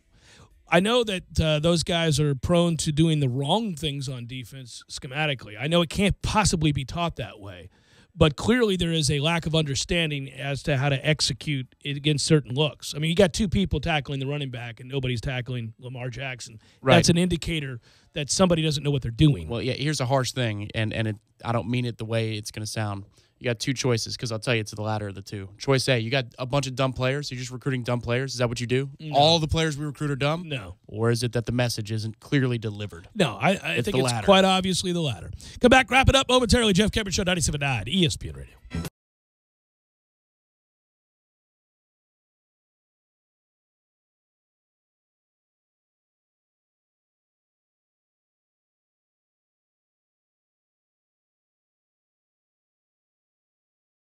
When you're in need of auto repairs, look no further than Nice Tire and Auto Service. Nice has been in business for 16 years with long-term, knowledgeable sales associates. They have the latest wheel balancing machine in the industry. And for passenger vehicles, they service AC, brakes, suspension, tune-ups, and much more. Never sit through a long wait. Nice Tire and Auto has 10 service bays to get you back on the road quickly. If you have tire problems, check out their large inventory with various Goodyear and Michelin tires. Nice Tire and Auto Service, 4792 Bluntstown Highway, 574-4100. Landowners, Mahindra's inventory clearance sale is going on now. We're reducing prices like never before on the toughest tractors on earth. Like a Mahindra E-Max 22 as low as $99 a month. Or get up to $8,100 in cash back and savings. Plus, Mahindra's 7-year limited powertrain warranty comes standard. I'm talking tough, like a state of mind. Tough, like a soldier on the front line. Tough when it gets rough, like my Ford truck, always enough. I'm talking tough. Franklin Spring Creek Ford, the place to find your next truck in southern Georgia. I'm talking tough. Hey y'all, we're Chris and Preston from Low Cash. Head to Franklin Spring Creek Ford and see them about all of your vehicle needs. Sorry, boys, I did not have time to pack. We got this. It's right here, guys. We got this. I thought I could handle it. We got this. Moving doesn't have to be a hassle. Call us first at 2 Men on a Truck. No matter the move, home or business, we'll make it a smooth one. I forgot something. We got this.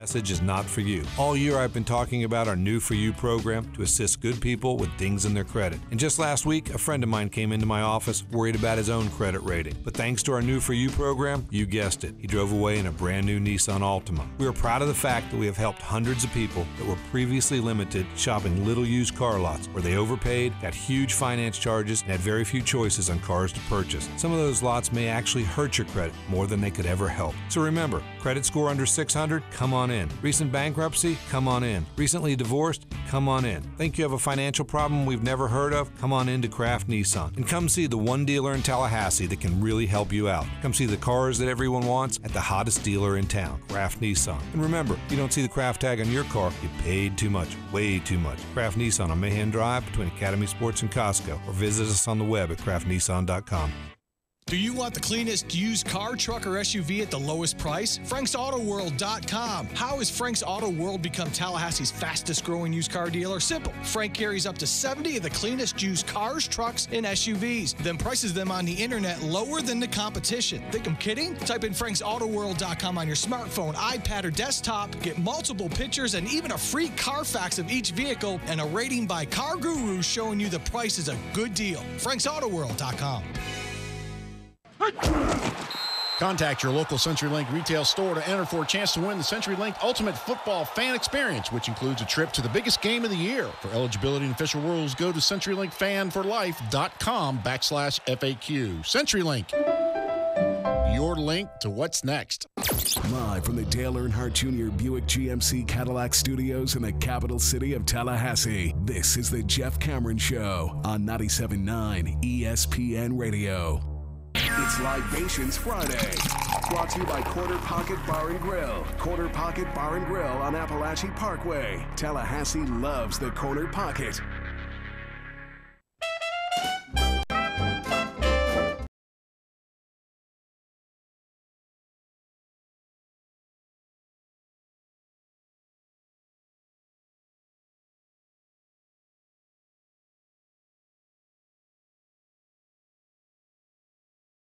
Wrapping it up on this glorious Libations Friday. I hope everybody has a great night after we win tonight. Celebrate with your friends and family. Knowles moved to 3-4. Halloween coming up. That's brutal. And it's true. The Knowles moved to 3-4. Yeah. All right. Ow. Hurts, doesn't it? Yeah, that's what's at stake tonight, folks. It's either 2-5 or 3-4. You know, the Bucks are 2-4, but it feels better. But you're kind of used to it. You know? And also, you get 16 games, and if you go 9-7 and make the playoffs, who cares? But we're 2-4, and everything is over. All your dreams are shattered. That's where we're at, man. Okay, so you have 2K18, the wrestling game. Is that right? I do. I haven't played it, but my kids have nonstop since I got it for them at Games for Less. Is Gold Dust on that game? Yes. Does Gold Dust do the Shattered Dreams, or is that like inappropriate now? I don't know. I haven't seen. I don't know. I have no idea. Okay. Just a refresher. You know what the Shattered Dreams is? I don't. Okay, so your arms are tied to the turnbuckle. Yeah. Your legs are propped up on the turnbuckle. Yeah. And he just gets a running start and kicks you in the nads. That's a thing? That used to be, I mean, that was in the Attitude Era. That was his finisher. It was called the Shattered Dreams. No, that's ridiculous. You can't tell me, half that, not half, all of the skill involved besides the athleticism in wrestling for these finishing moves involves your ability to act, your ability to continue the illusion. And so you can't flinch. You have to sit there in that prone position. Right. And it's against every man's instinct. Right. Well, that's why when you said Shattered Dreams, I actually had a physical reaction. Because that's what I think of. Like, man, that's ridiculous. I always think they should take those kinds of characters and go all in. I want you to become as uncomfortable as possible. I mean, one of the things I miss about 80s wrestling was just how over-the-top absurd. Now, listen, they couldn't do certain things that were racist, like Kamala. But there were guys that just went all in. You go back and watch that Piper's Pit with Sergeant Slaughter. It's uncomfortable, and you really do get a sense of danger. Like the fans are going to come out of the stands if Piper continues to insult Sergeant Slaughter's service, which he does. I mean, it's over the top where you're like, oh, he just said that. He called him a baby killer. I mean, and you're sitting there going, I don't know, man. I just something, but you're up against it. It's for real. Yeah, and they're in the heart of Mississippi on a Saturday night. Yeah, and those people are angry. What in the world? What is going on with this guy? I'll kill him. I said it, Starkville. And the thing about it, Piper, is he doubled down. He'd go if he sensed he touched a nerve, it's going to get worse. And he would cross the line. The Snuka stuff is... Man, but that's... Gold Dust was that in the late 90s. But you got to keep doing that. Oh, my God. There's no more machismo culture in this... Right. and he's Yes. extremely effeminate, and Yes. it's like the sexuality thing goes back and It's forth. You're all like, what in the world? Right. That's what's great about that The stuff. people, they get to the crowd shots, the people just like, Yeah. I'm not so sure. I like this Gold Dust guy. Yeah, this is, what did he say? Yeah. That seems a little. Did he just growl at us? Was that fruity? Tommy, was that fruity? I feel like that was fruity. But he's a wrestler and he's big. Where is Stone Cold? Oh, yeah. We need Tex.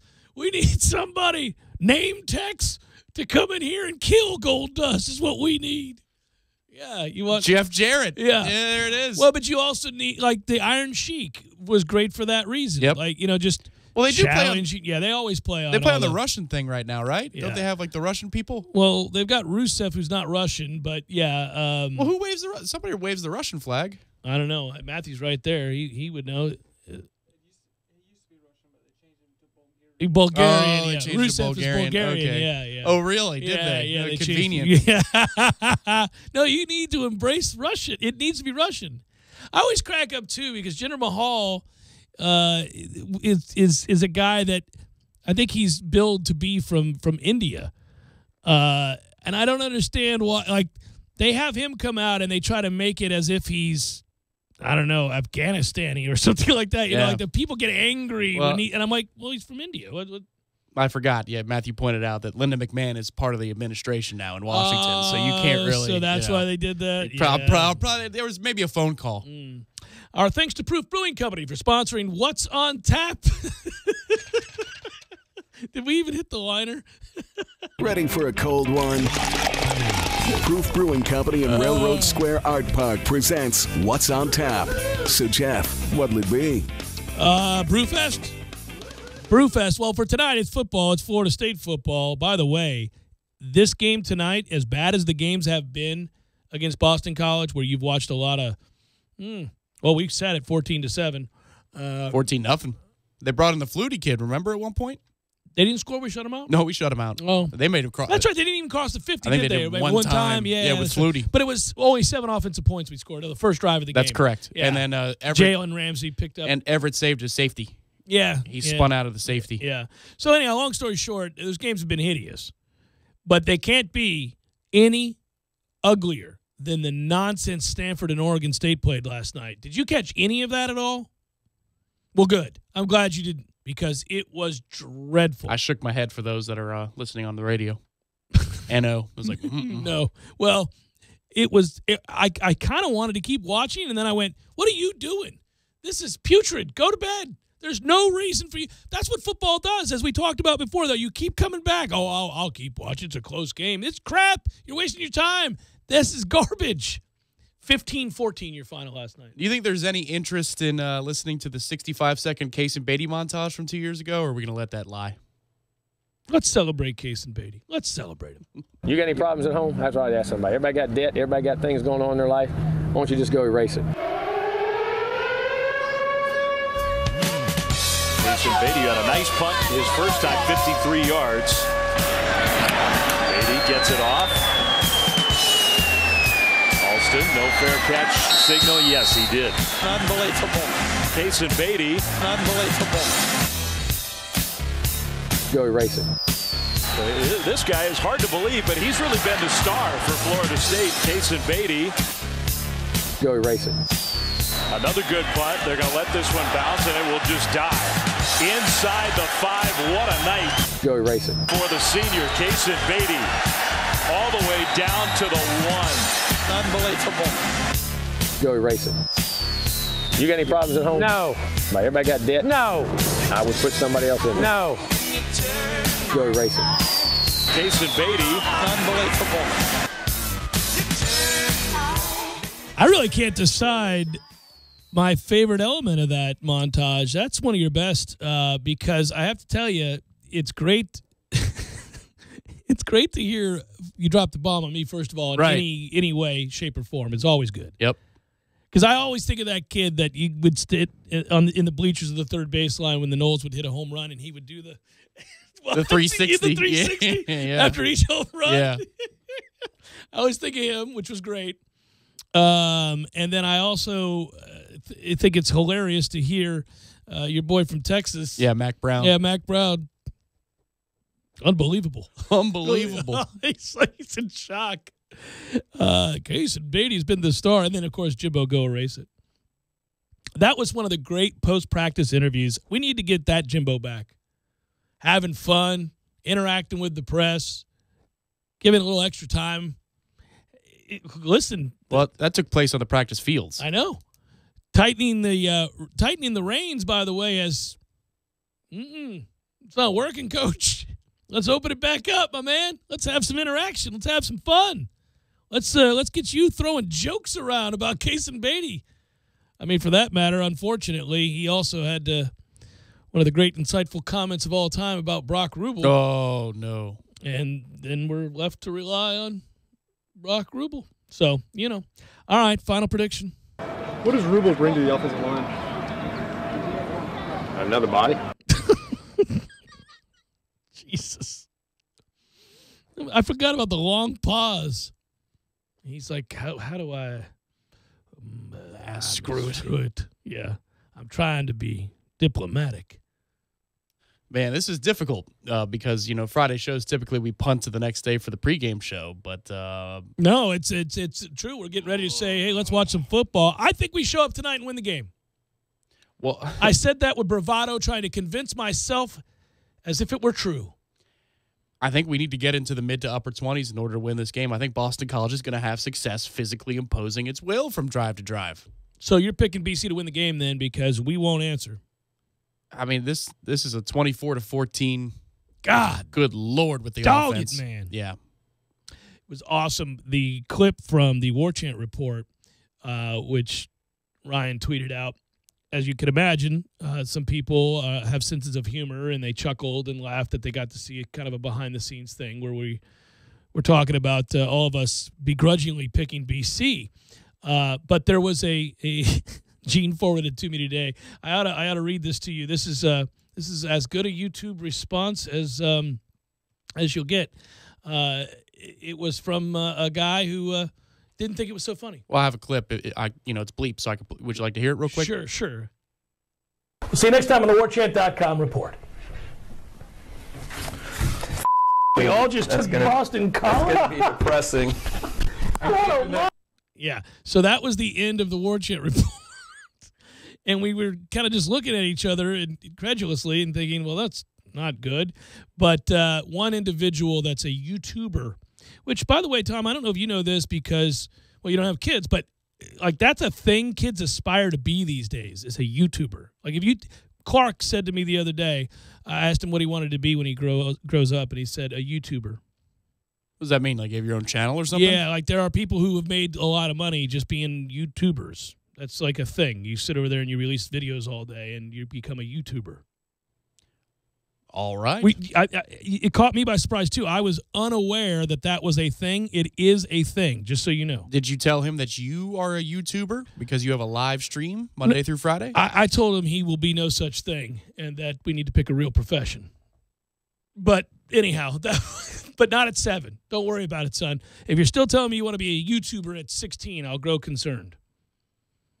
And I'll kick you out of the house. That's exactly well. No, just unplug the router and the modem, and there it is. We're done here. Well, look at that. There's no internet in this Guess home. you're not going to be a YouTuber now, are you? Yeah.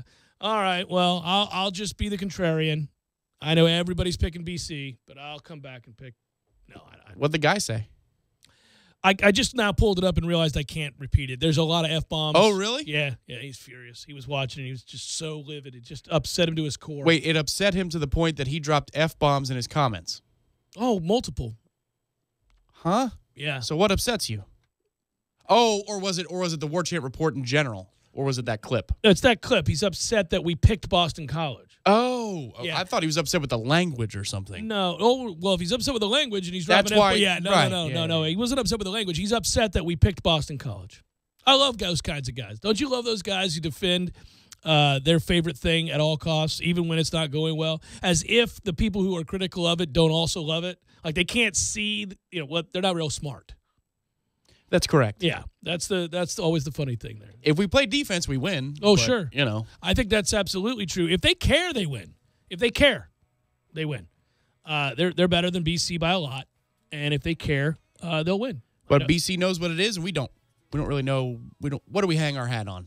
Even Jacques Patrick's being out. He's out for the year now. I still think you hang your hat on the run game. I still think you do that. It's easier said than done, but I don't.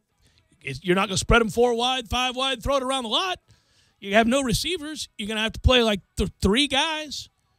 So that's what you do. Good work out of you, and sorry this got depressing at the end, everybody. Good work, Matthew. Have fun at Brewfest. Go Noles tonight, and we'll talk to you on Monday.